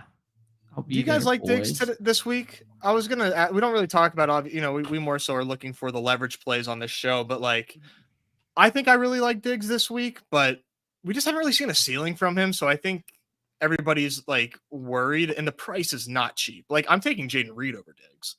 Right. Yes. I think that I agree. The ceiling thing has been tough, right? Like they're using him. They are manufacturing him touches and like he gets a high floor, but like, does he have it in him? Like 150-yard, 2-tutty game? Like, is that even in his game right now? You know, I think it's like 90 and 2, it's the touchdowns that he's getting home. Which obviously 90 and 2 you take, but I don't think that we have monster ceilings left in Diggs's game. I've been normally clicking Shaheed here, and maybe I should have because I have Evans, but I've been wanting to try to get some more DeAndre too. Yeah, the Hopkins one we talked about on I guess whatever Wednesday show or something like that. The Hopkins and Ridley stuff is very interesting. Like just in terms of like that's how you beat that defense. This is a get right spot. This is coming out of the bye. Maybe Hopkins is finally healthy. Yeah. Because it's like, Ridley's on the field for every play. But since Hopkins has been back, his target earning has really dipped. I honestly don't mind double stacking those guys. I think I'll get to. I mean, I've already done a Rattler double in here. I'll have a Will Levis double in the Dawg Bowl. Nice. But yeah, I think ideally I'd rather play those guys as like one-offs. Pick a nuke, pick a Ridley 6th round. Interesting to see Ridley go undrafted in this one. Oh, he might go with this last pick to Chris. Yeah, and Shaheed. Yeah, Shaheed's been going undrafted. People are scared of the Q tag. Scared of Rattler and the Q tag. Yeah, and Rattler. Yeah, the combo. That seems like just like obvious leverage, right? I mean, the matchup almost like trumps that. Like we know. I mean, we kind of know he's going to play. He said he's good to go. Rattler, I think, can have success like we talked about, and now you have the matchup. I think that makes him a great pick. All right, let's recap our teams here. Nez, tell us about yours. Yeah, went Derrick Henry 3. Haven't always been doing that. Normally been doing a Monra, but Derrick Henry's projections look out of this world. And if there's anybody who doesn't care about a strong or strongish defensive running back matchup, it's Derrick Henry. So went Derrick Henry. Took Jake Ferguson in the 2nd round. At wide receiver, I went Devontae Smith, Amari Cooper, and Michael Wilson. Stack that Michael Wilson up with Kyler Murray. That's you can call it my scroll of the week. I think I'm going to be one of very few people with Michael Wilson in the Dawg Bowls, let alone any other contest. So yeah, go Kyler. All right, John, a tale as old as time for you, Baker double stacks. Tell us about the squad. Slap. Yeah, Drake London, like the spot, like attacking that game through the air more so than Bijan with the Q tag right now. Chris Godwin, I'm just playing the hits here instead of the Mike Evans stuff in terms of just matchup with Marshawn Lattimore. Joe Misdemeanor, which remains redacted in my mind, but is a really good spot. Najee, hopefully the touches and volume materialize into a touchdown finally. And then Baker double to round it out there. Wouldn't have hated, just tacking on Taysom Hill there for some variance because I know I can swap to Cade Otton for like non-Baker drafters. So contemplated that, but yeah, not bad. Yep. I like that team. I started with Bijan. I will be sending Nez an invoice for $25 if he doesn't go for 25 points. Then came back and took Mike Evans, who I'm told is going to get ejected, but scored 2 touchdowns before that. Then I rage tilted. What was I upset about? Oh yeah, I was going to take Tucker Craft. I was just like fully prepared to set up a little Jordan Love thing here with Tucker Craft. No, so we pivoted to Tank Dell. Then I was fully prepared to be taking like a Dalton Schultz or something here until Sam Laporta fell to pick 43. Man, what a fall from grace there. Grabbed CJ Stroud for the double stack or the skinny stack with Tank, and then took Hopkins to round it out. Nice. There's some very interesting picks on this board. There were. Yeah, like Alec Pierce on a non A-Rich or Flacco team. Turpin as a backstack for the Dak stuff there. Xavier Legette as leverage off Deontay Johnson Q tag, coupled with the fact that he's said he's good to go. Obviously, Nez is Michael Wilson. And then naked Kirk Cousins in the last round there, just QB7 falling to a point where you're just kind of like, fuck it, I guess. Fields got sniped from him. I imagine he was setting up the George Pickens, and then Chris just sniped Fields on him. And then I wonder if he Dalton. Yeah. I did a Dalton dog bowl team earlier today. I kind of like it. I did a Dalton Chuba Deontay and just grab those three. It seems concentrated. I mean, it seems good. Yeah. The Xavier Legette stuff, might introduce a little bit of variance to that. But like I like him again this week. Yeah. Sorry, Nez, Legette you're talking about? Mm-hmm. Yeah. Seems good. Yeah. All right, guys. Should we do what we do best and spice it up? Pick 'em time. Yeah. Let me send a bat signal out on twitter.com. Man, we were absolutely directionally accurate last night. Both the ship chasing stuff and the show stuff there, Nez. The kicker streak unfortunately came to an end there, but man, we had some good stuff with the Ken Walker fantasy points, the Deebo Samuel stuff. Like, man, there's a lot of green on this that just didn't materialize. Yeah, it was a shame that the kicker pick didn't get home. But I'd rather, if I'm going to lose, I'd rather just lose big, right? Let's just be way wrong if I'm going to be. And I was way wrong. That lost very, very early, so that's fine. It's totally fine. Well, I'm just looking at how many 2 out of 3s. 1, 2, 3, 4, 5 2 out of 3s from yesterday. Like, we had the Geno passing attempts, we had the Kyle Juszczyk receiving yards get there. The Jordan Mason lower 8.5 receiving yards, and he got 9 before getting hurt, and then you don't get rescued because he lost. Like, that one stings. He actually ended up getting rescued.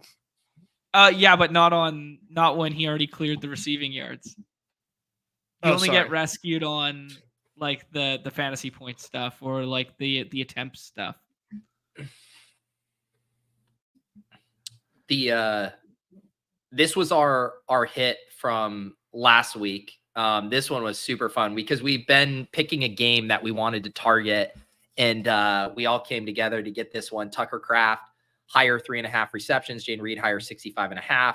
The Narv Dog, the kicker whisperer, Nez gave us this 3 extra points, which was, I love that call. Whittington, 4.5 receptions. I think that was the John special. And then Colby Parkinson, who had like 16 targets or something, cleared higher than 3.5 receptions. So this is what we'll do. I'm going to set the menu ahead of time. We are going to build a core. We are going to build an expanded core. We are going to do a game stack. We are going to have a spice core, perhaps an expanded spice core, and then we will have a haterade build. So I hope you guys are ready to build some pickups. Yeah, the cores are easy, right? They go 3. It's 3. It's easy. We'll keep it quick. That was good bankroll management off the top. Like, just like, all right, everyone pace themselves. Don't go 100, don't go 100. Like, pace yourself here. Maybe a couple 25s. How Underdog this year wanted to let, they started announcing like the contest in advance so people could prep it. I'm telling you, don't blow your load on the core because an expanded core is coming. Okay. There will be a second beer in a sec. Just relax. Actually, guys, I don't know if you saw this, but like Dylan needs help. Like, he needs help with like 3 extra. What is this, Dylan? Dylan needs help. Dylan, come on, buddy. This is Dylan, too much. You know what you need help? There's not even a question here. This Play is fucking too much. basketball. Play basketball, dude. Go play on Underdog. But there's not even a question. Do you know why I'm offended? This part, there's a lot that I'm offended with, but probably the thing that offends me the most is the Bigsby have ETN. I mean, the second you reveal yourself as a handcucker in manage, I can't help you. All right. You are beyond being helped. Pick one. You're either on Team Bigsby or ETN. There are bad people on both sides, and you have to pick a side. Actually, shout out Easy, because I was a big tank guy with my scroll stuff, because he got me on that one late in draft season, and I ended up with a really nice set of tank Bigsby bags. Yeah.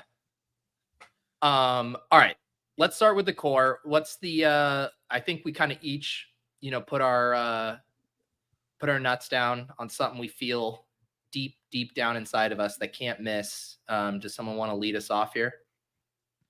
John, do you want to start, or do you want me to start? You start. I got right. Okay. Yeah. You start.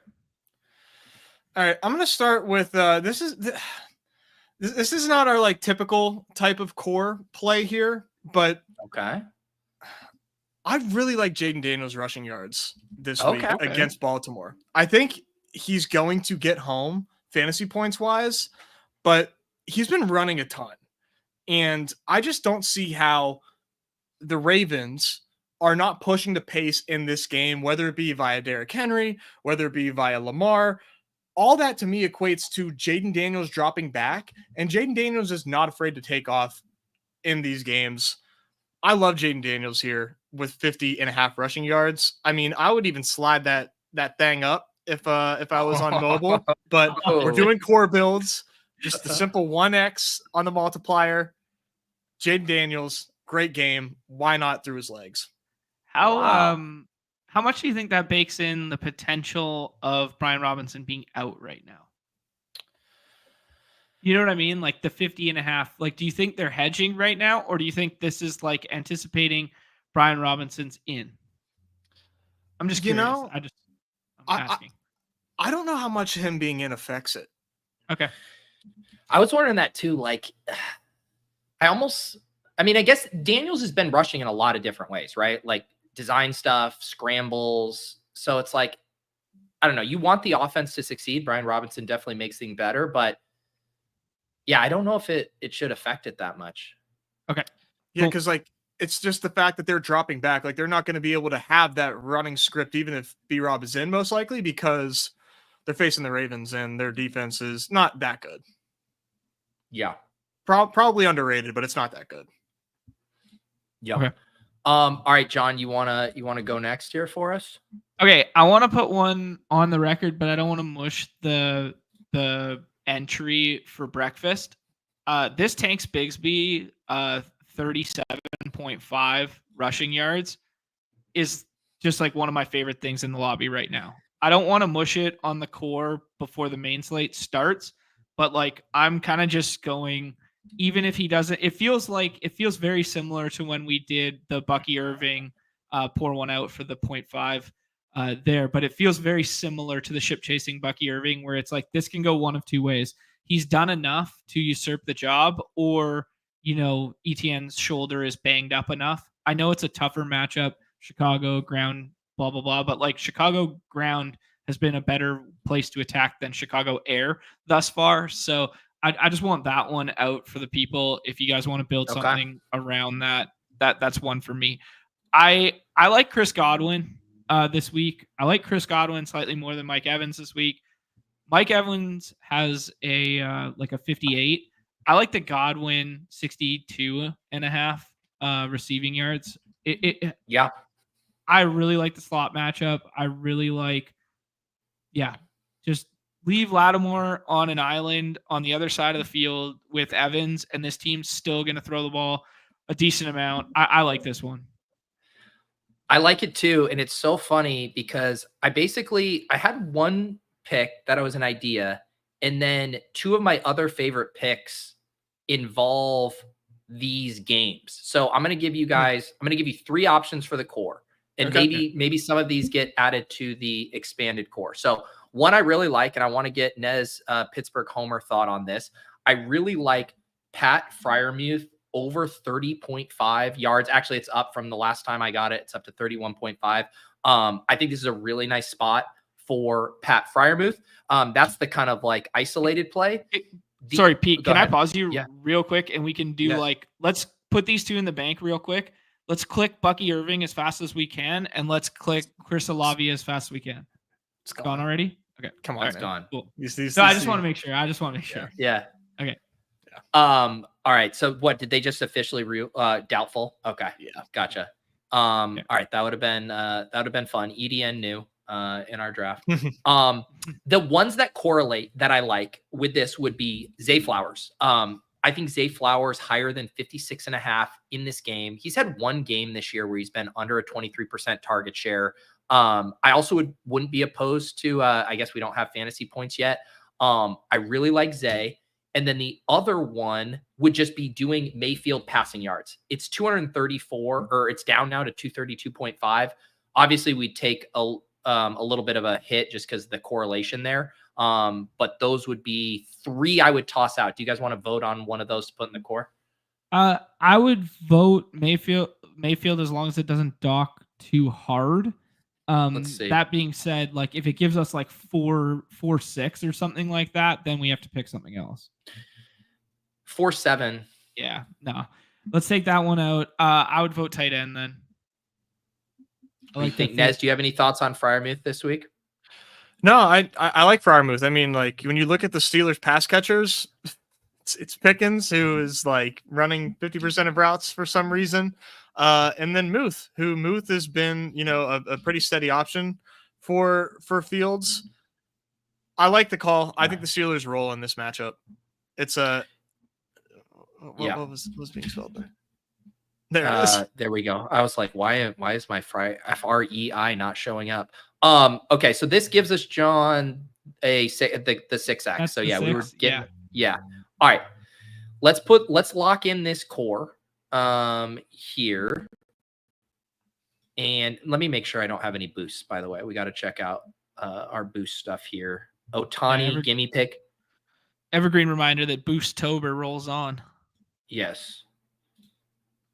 Okay. So here's our first one. For the audio listeners, we're going Jaden Daniels higher than 50.5 rushing yards, Chris Godwin higher than 62.5 receiving yards, and Pat Freiermuth higher than 31.5 receiving yards there.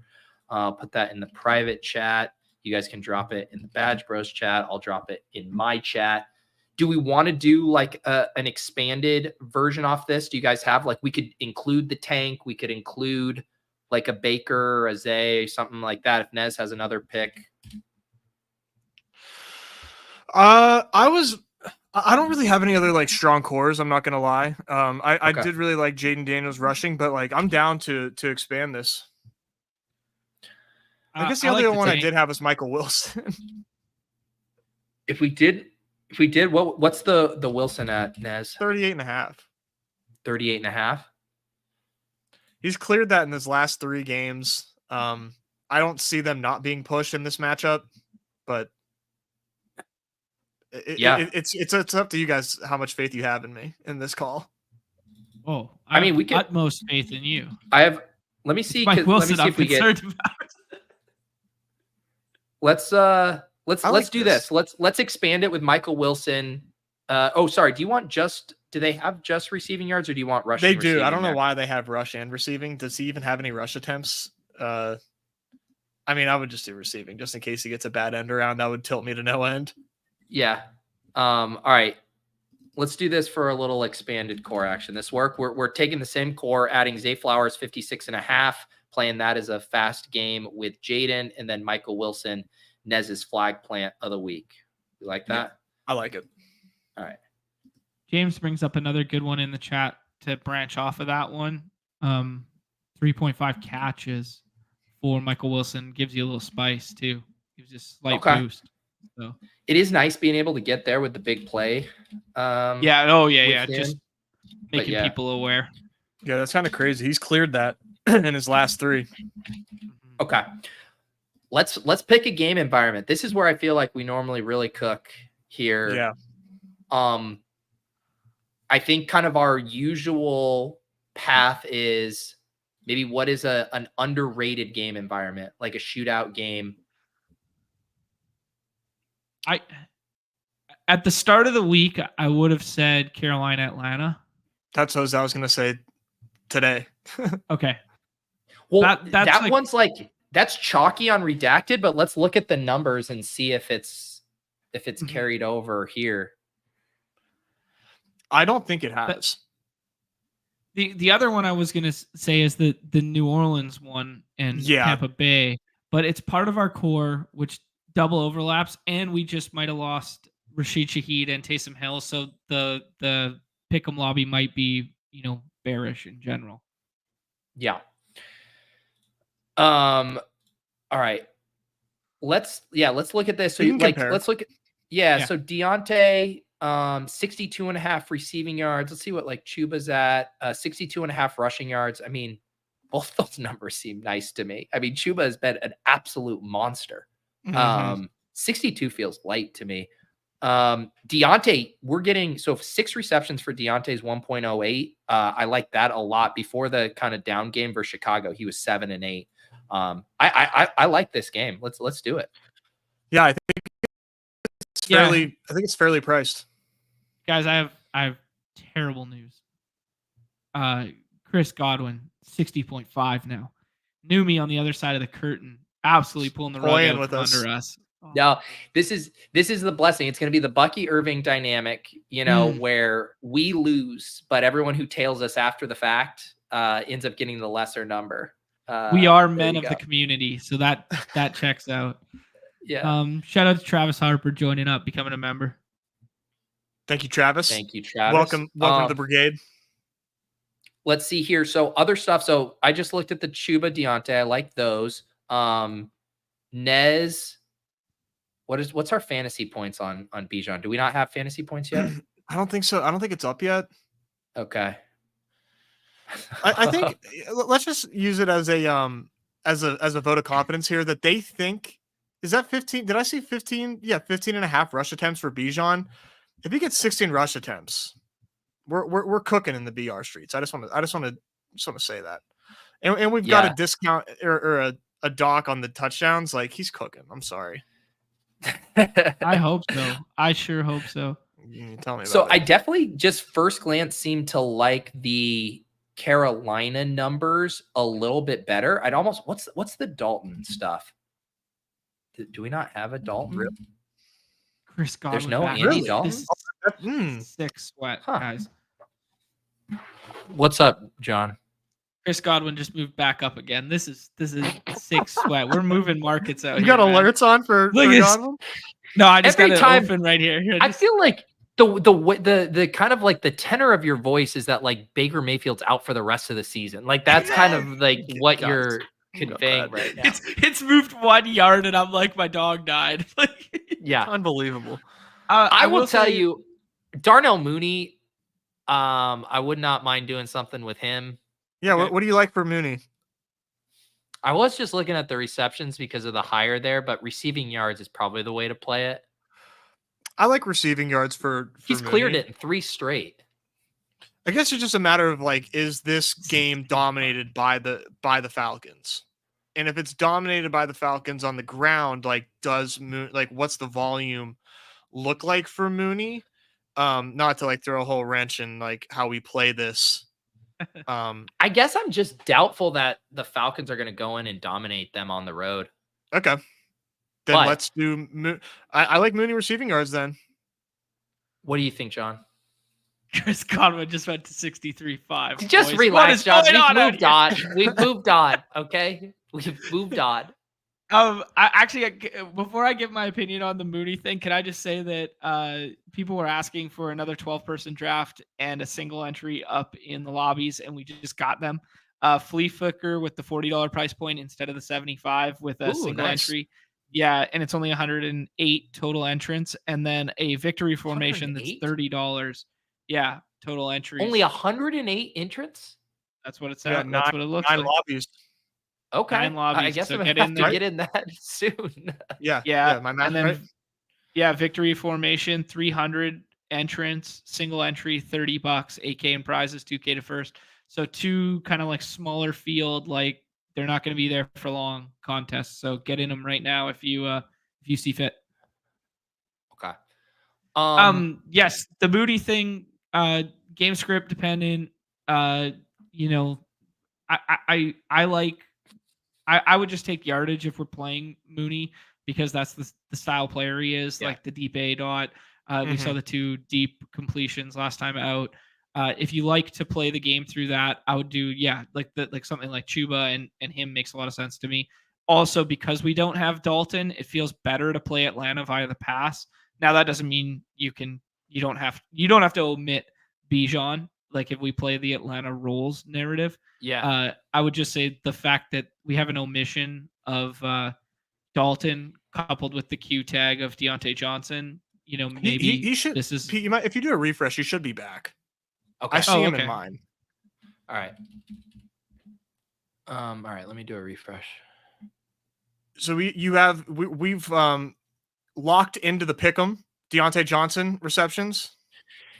Yeah, well, I'm open to it. I was just putting it in there. I think the fact that it's a slight multiplier boost is awesome. I mean, like Deontay that's what Johnson, I thought. Like, every day of the week. What's Leggett at? 3.5 at 0.9. Yeah, you don't want receptions for Leggett. No, what's the yardage one? You do yards if you're doing. And this yardage is not cheap. I mean, for Leggett, it's not cheap. 42.5. Yeah, that's not cheap at all. Yeah, not for Leggett. So the one thing we've been doing in these kind of game ones, because they're correlated and we'll get a dock, is picking 1 touchdown with a little bit more of a multiplier too. So that's something to consider. Yeah, either the Bijan touchdown or the Drake London one, depending what the dock is. Man, it is crazy. Negative multiplier on Kirk Cousins throwing 2 TDs. Wow. 10x to rush in the Kirk Cousins tush push like they did against the Bills. What do you guys have any? The other thing is we could pull one of Chuba or Deontay and play them as a touchdown. 1.3. I think John would much rather do Chuba if we're going to do that. Since Deontay in the end zone they're like water and oil. Yeah, I kind of agree with that. Yep. You're definitely right there, Nez. What do you think? Is there anything else jumping out to you guys? So we got a 3 in here. Do we want to use one of the quarterbacks? I like Bijan rushing yards. Okay. To the surprise of absolutely nobody. So this has us at an 11. I'm just going to see what I'm just going to put Drake London in here, touchdown. That gives us up to a 26. So we can, if it's just a typical thing, we're doing good. We're still at 22. So we can the get quarterback isn't like mucking it up. What happens if you take Drake London out and then you add Dalton for like something? Let's use yards to see what's up.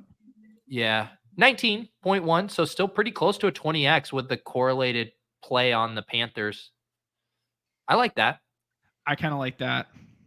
What do you think, Nez? So we go Bijan, Mooney, yards, Chuba, rushing, Deontay, 5.5 receptions, Dalton over 221.5. Yeah, 19.16. Yeah. Yeah, let's hit it. Yeah. All right, there it is. That feels more obtainable than just going like, oh yeah, also London gets a touchdown. Yes, I agree. Like if you just go, oh, also London gets a touchdown, like you got to give me like 30 or something. Right. Yeah.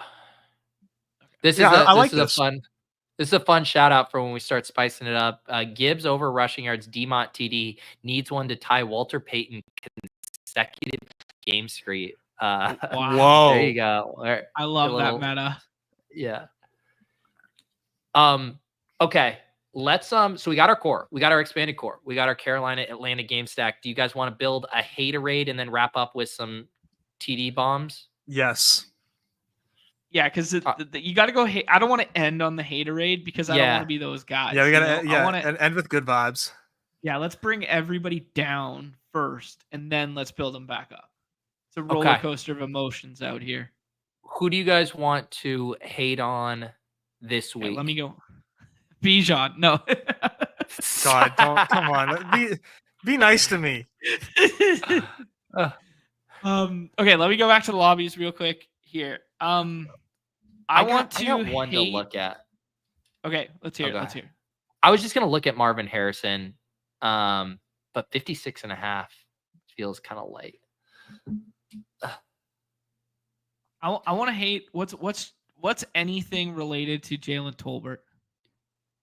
Wow. Let me put this here. I have to run. I'll be right back, guys. I just got to do one thing. Okay. Yeah, no worries. John, Jalen Tolbert is 45.5. I wanted like 52 or like 51 or something like that, where they were like accounting for the fact that he just had a good game and accounting for like that. Is it bad process to throw a haterade pick on like a low total game? No. Depends what that game is. I think Chargers in Denver. We gotta go lower on there. Okay. Okay. I'm looking at Patriots. You're looking at that. I'm looking here. So this is more pleasing. Who am I looking for? Oh, okay. There you go. That was quick. We were thinking about game environments. So Nez was suggesting the Broncos game environment. Oh, yeah. Yeah. And I think we go hit a lower on Javonte Williams. Yeah. The Chargers are just, I mean, both these defenses are monstrosities. Chargers are just the best rush defense in the league, and it's not like particularly close either when you adjust for like win percentage filters on I use like rbsdm.com. That they're just like in a league of their own when it comes to rush defense. I don't see how this game has any excitement other than like maybe like defense or special teams touchdowns. I would just do like lower on rushing yards. I would be scared to add in the receiving yards because I think you can get receiving work. But hook me up with some lower Javonte rushing. Yeah. Is there any possibility that we get any additional running back active for this game? I don't know who it would be. Estime, IR, ankle, full practice. That bodes well for Yeah. Okay, cool. Yeah. You know what? We were just kind of talking about him. Oh, go ahead, John. You got one? I like this one from the big one in the chat. Lad, lower on. I'm getting 19.5 longest reception. I know I like Lad as a scroll the F down, but like, it's the only the scary thing is it's like if Surtain just stays on an island because he hasn't been going into the slot, and so Lad, it would be Yak, right? It would be he catches a 7-yard thing underneath and makes some guys miss underneath, but that is a big number. He goes Juju style on that Thursday night sweat. You don't like it? I don't. I think I just think Lad is ascending, and I don't want to like Lad looks really good. Okay. Can I check on Diggs? Because I kind of want to hate on Diggs. We were just talking about his ceiling. Yeah. How about this? You want to do longest reception? How about lower 22.5 on Diggs? Yeah. Now we're talking. Yeah. There we go. That's the one. Cooking. Okay. Yeah. Let's hate all over Diggs being gadgety and low ADOT and not being able to fill the Nico role. Yes. I mean, he can catch 10 balls under 10 yards, but the 22.5 there feels good. Okay. We're cooking. We're hating. Who else do we want to hate on here? I kind of like another one from the chat there. Lower on the Deshaun Watson combined rushing and passing of 214.5. There is a part of me that just feels like this is the week. This is just complete gut. Like everyone is just completely fucking done with this Browns team. We're done. No one is drafted. Like this is the week he throws for 275 or whatever. Okay. But no, but it is very fun to hate on Deshaun, so I'm not gonna poo-poo that. The thing, you might have heard us in your headphones. So like, it's always hard to like throw a hater pick on like a line that's already like low as hell. Low. Yeah. Like this is already insanely low, and they're gonna have to throw. Right. They're gonna be behind, like for certain. The hater pick honestly has to be like bursting the steam bubble. You have to say like, you guys have gotten way too frothy with this. Like I'm coming in low. Mm-hmm. And what do you guys? What do you guys think about the Marv? That's the only one I keep coming back to a little bit. Nez is on Michael Wilson too, so a little correlation, haterade there. That's very interesting. 56.5. I don't think that's crazy. Like I like this game, but I think the way that this can happen is, I mean, I think it really relies on the Packers turning the ball over and giving the Cardinals the opportunity to do what they want to do, which is run the football a lot. And if they are running the football a lot and they get up from ahead and then like Love is just like playing YOLO ball and it doesn't work, then I think that this can get home. I do wish this was like 62. What if we played it as lower receptions with a little cherry on top at 1.07? Because I actually would be worried. I mean, so he only had 2 receptions last week. We continue to kind of expect a little bit of Trey McBride continuing to kind of earn a ton of targets there. He hasn't been like a huge part. All right. John, can you get on board with that hater? Yeah, absolutely. Especially when I want to be on the right side of history with Trey McDust. Yeah, exactly. Do we like this for a hater entry? Yeah, I'm really struggling to find some extra haterade in my heart. Maybe there's too much good vibes on this show. May interception. That's some haterade right there. What is it? Points juiced down. It's 0.82. He's a favorite. Holy cow. Oh wow. They're like, what can you even do with this stuff? Yeah. I was looking at I like the 3. Okay. I was looking at some Steelers and Vegas stuff on the side here, and nothing's really. I didn't want to be the one to suggest.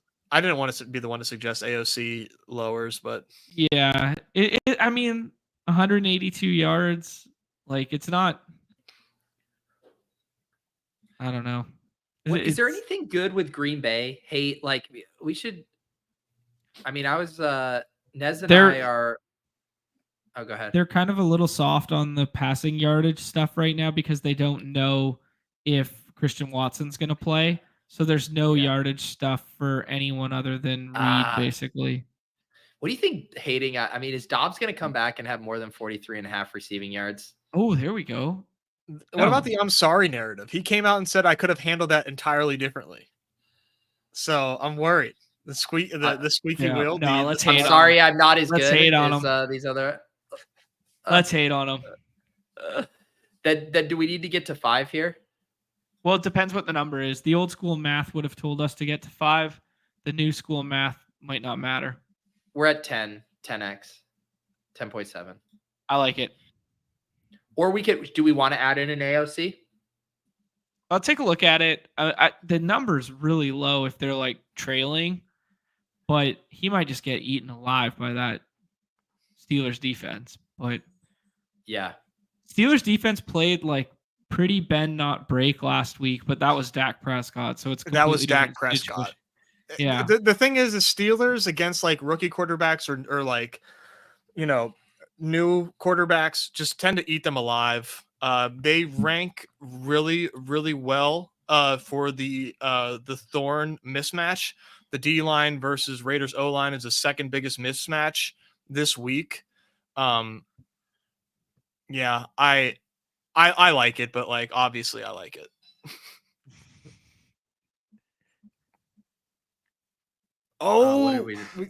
Wow. See, this is what happens, everyone. Hey, guys, we all wait to click it at the same time. All right? Moving markets. Jumping the gun. Gosh.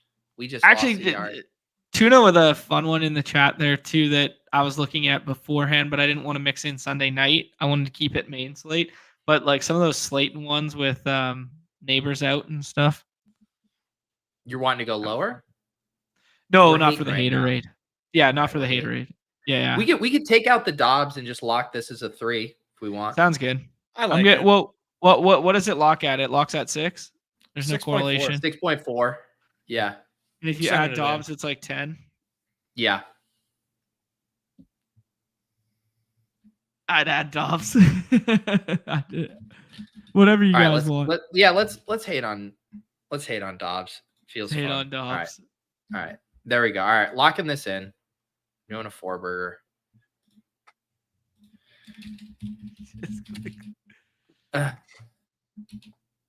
right. There it is. All right. Let's wrap up here with some tutties. Let's do what we've been doing. We toss a ton of ideas in, and then we can kind of curtail it. I mean, we're starting with a 1.84 on McBride, aren't we? I mean, what are we? I was gonna say, man, like, come on. Let's just do it. Thank you. All right. Who else is scoring a tutty? I haven't looked at AJ Brown's touchdown multiplier, but I want to put in AJ Brown 1.28. So Denzel Ward, I think, is missing this game. Browns play a lot of man coverage per Rich Rebar on the show that I was watching with Hilo earlier today. AJ Brown, grown-ass man, first game back after the hamstring. He's been in the Goku cryo chamber. It's time. I like it. 1.28 is nice. Yeah. What is Terry at? I mean, this Ravens secondary, 1.48x. Like, Terry he's had what? Touchdowns in 2 of the 3. He's been so close in a bunch of these. Like, he should have had a touchdown in that Cleveland game. Probably going to toss him into the passing idea box. Yeah, I like it. John, who's scoring a tutty? It's kind of gross, but we're getting a Olave 195 with a doubtful Rashid. Is Rashid doubtful? No. He was back at practice. Oh, yeah, please don't do that to my Rashid bags. Someone in the chat said doubtful. No, I'll put him in timeout. I saw the tweet. He said he was back at a full practice today. Oh, okay. Strike it from the record. Here it is. They ruled out Taysom Hill, but also removed Kamara and Shaheed from the injury report. They're good to go. Oh, okay. All right, cool. That's good. I'm perusing.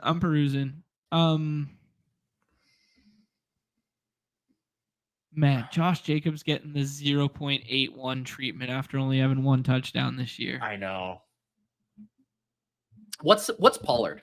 Let's see what Pollard is. 1.14. I don't hate it. You know what actually kind of would have been a fun one for our haterade now that I'm seeing it now, if we wanted to do expanded haterade, is Drake May lower 0.5 passing touchdowns and you're getting a little spice on it. Hey, John. John is the king this show of just living in the segment we just did. You got any updates on the Godwin number? I'm not as smart as you guys. I'm like 1 step behind all the time. Dude, Najee is almost even money to score a TD. Wow. I think we're not getting anything on that. Like, obviously I think he's gonna have a decent game, but like I can't put that in the spicy pick'em. I need more than that. Like, we're getting 1.5x on McLaurin in a great spot where they're going to be throwing. All right, how about this one? Okay. 1.81. DeAndre Hopkins comes back to cook perimeter wide receivers. That one. Perimeter wide receivers cooking the Colts thus far this year. Coming off the bye, finally plays a full allotment of snaps. I love that one. Is it just me or are we at 60x right now? We are. We're at 63x with these 4. Holy shit. And folks, we haven't said if this is the Spice Core or the expanded Spice Core. Yeah, I mean, and that should get you very excited. Joe Mixon 1.38. Rushing only 1.67. I'll show you. I'll show you real quick the one I made with the tight ends one. Yeah. Where is this? Okay, this is my champions 4: Freiermuth, Dalton Schultz, Trey McBride, Zach Ertz. $10 to win 2,000. That's beautiful. Who says no? Who says no? Come on. The Zach Ertz was really where I like. It was a real heat check moment after putting Freiermuth, Schultz, McBride, but we let it rip. Yeah. Wow, 239 Drake May rushing touchdowns, not crazy. That's a pretty good one, Crutches. I know he's publicly defending his Drake May bags, but like that's not crazy. The only time we saw it in the preseason was the design run. We know that Antonio Gibson isn't that dude at the goal line. That's not crazy. I'll put it in the idea box. Yeah, Mixon and May would be my 2 idea box guys. Let me see Mixon. It was 1.38. That's a good one too. Mm-hmm. And then if you want to only go rushing, like 1.67, but it might be a little thinner. Yeah, the standard payouts are available for entries with 5 or fewer picks here. Hit the flex button. Yeah. Listen here, we're trying to spice it up. All right, we got it. Jon or Nez, any others you want to toss in the idea box here? No, I mean, if you add just these 5, I mean, we're sitting at 174x. I think this is I think I'm good with this multiplier. I'll throw one more for the idea box in, and I had mentioned him in the other one, but I think it plays really well off the McLaurin thing. And Flowers just is also a guy that just seems so due for a TD, but it's only 1.2x, so that's not quite as much. But I like Flowers too. Yeah, I don't have May in mind for my 5. I removed May, and now I'm looking at 174 for what we have, and like honestly, that feels fantastic. So let's do this as the expanded Spice Core. This 174x. Right, we're working backwards. Yeah, I like it. Yeah, and then they're making a max of $17 for me. We can live with that. Yeah, you got the you can't bleed the pool dry. Yeah. And then we'll do a likely one's kind of fun too that GA just suggested. Oh man. 2-1 likely. Had 2 last week. Okay, who are the 2? Let's remove 2 picks from this for a Spice Core. Okay. I mean, like, I like John's call, but like I think I would probably remove Hopkins from that. Just seems like if we're just trying to, the core I feel like should be ones that we're more confident in. I think that would probably be one that I'm the least confident in. Yeah, the core. Oh, go ahead. No, the core would probably remove the outliers, which were Mixon and but not Hopkins, McBride. Right? No, not McBride's got to go to. So I would say either McLaurin or AJ Brown get the axe here, and we leave Mixon and McBride. Okay, let's remove. I think AJ Brown. I think McLaurin just lower. Yeah. Yeah, lower, and could be some tush push, could be a lot of Saquon there. I think like it's Jaden or Terry in that game. Yeah, McBride is inner core. That's hilarious. Yeah. Yes, I will. You know what I'll do? I've been posting them. I thought I was posting them in the chat as I go. I can also post them in the Discord here too. And I'll give a little plug for my newsletter. I've been doing a roundup of all the pick'ems, so the Deposit Kingdom and what we do off and on the clock. But awesome. Let me see here, Tyler, if these work. I even got the names for you here. I don't know if those links are going to work, but you can try. But I'll put them in the Discord too. Tag me if I forget. All right, let me lock this in. This is this pays out. What was this one? 22x for McLaurin, McBride, and Mixon. Cool. Love it. While you were doing that, Pete, I just did the respector of the chat, giving credence to our community being sharp. And I'm going to add one more in there for the people, if people want to play along at home. Where is it, John? I'll put in the private chat as well. Yeah, put it in the private. Here, we'll trade. You put the other one in the private chat. That was the Drake May rushing and or receiving one, Isaiah Likely and Drake London. So that was an alternative chat only spice. I will say someone we need a bookkeeper or an accountant around here.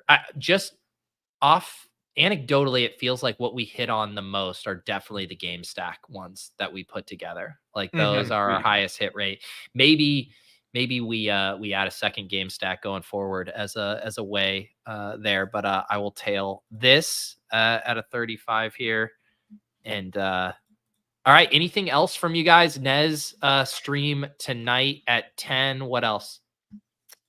That's really it, man. We did some really good shows earlier this week, though. We had the show with Easy, where we looked at his companion sheet for BRs. Definitely check that out if you haven't. That was a really cool companion tool for drafting BRs. Highly recommend that. Anything else from you, John? No, yeah, I'd echo the sentiment for sure. Even if you guys aren't going to use the tool, I think it's very good for just like thought process associated with it. And then, Nez, I haven't told you this yet. It's Canadian Thanksgiving this weekend, so I got a whole bunch of family stuff going on and whatnot. So Monday will most likely Winner's Circle be Tuesday. Gotcha. Awesome. I'm about to, once we get off here, I'm going to post this week's Deposit Kingdom video with some gems, some draft ideas. And then I did do a longer segment on kind of like what I think the key lessons are from the like Joe Burrow double stack hitting and how I think people are going to maybe misinterpret what the key takeaway is there, and then use some of Patrick Donovan's numbers from his Battle Royale screener to kind of try to emphasize that point. So keep an eye out for that. I think there's some good stuff in there. And then I'll have my premium streams this weekend. On Saturday night, I'm having Jay Fresh from the Deposit Kingdom. So he recently solo shipped the Redacted Showdown contest for 1 million. Super sharp player. Some of you guys met him at the Dog Bowl last year. He was Sacrilegious's guest one of the evenings. Really good dude. Excited to pick his brain. He hangs out in the Deposit Kingdom Discord a good bit. So that'll be Saturday, and then we'll have the cram on Sunday. But yeah, appreciate all of you guys. Make sure you're subscribed to both of these channels, whether you're watching on mine or the Badge Bros. And yeah, good luck in week 6, guys. Going to be a fun one. I'm sure we'll all see you in the lobbies over the weekend. We'll see you.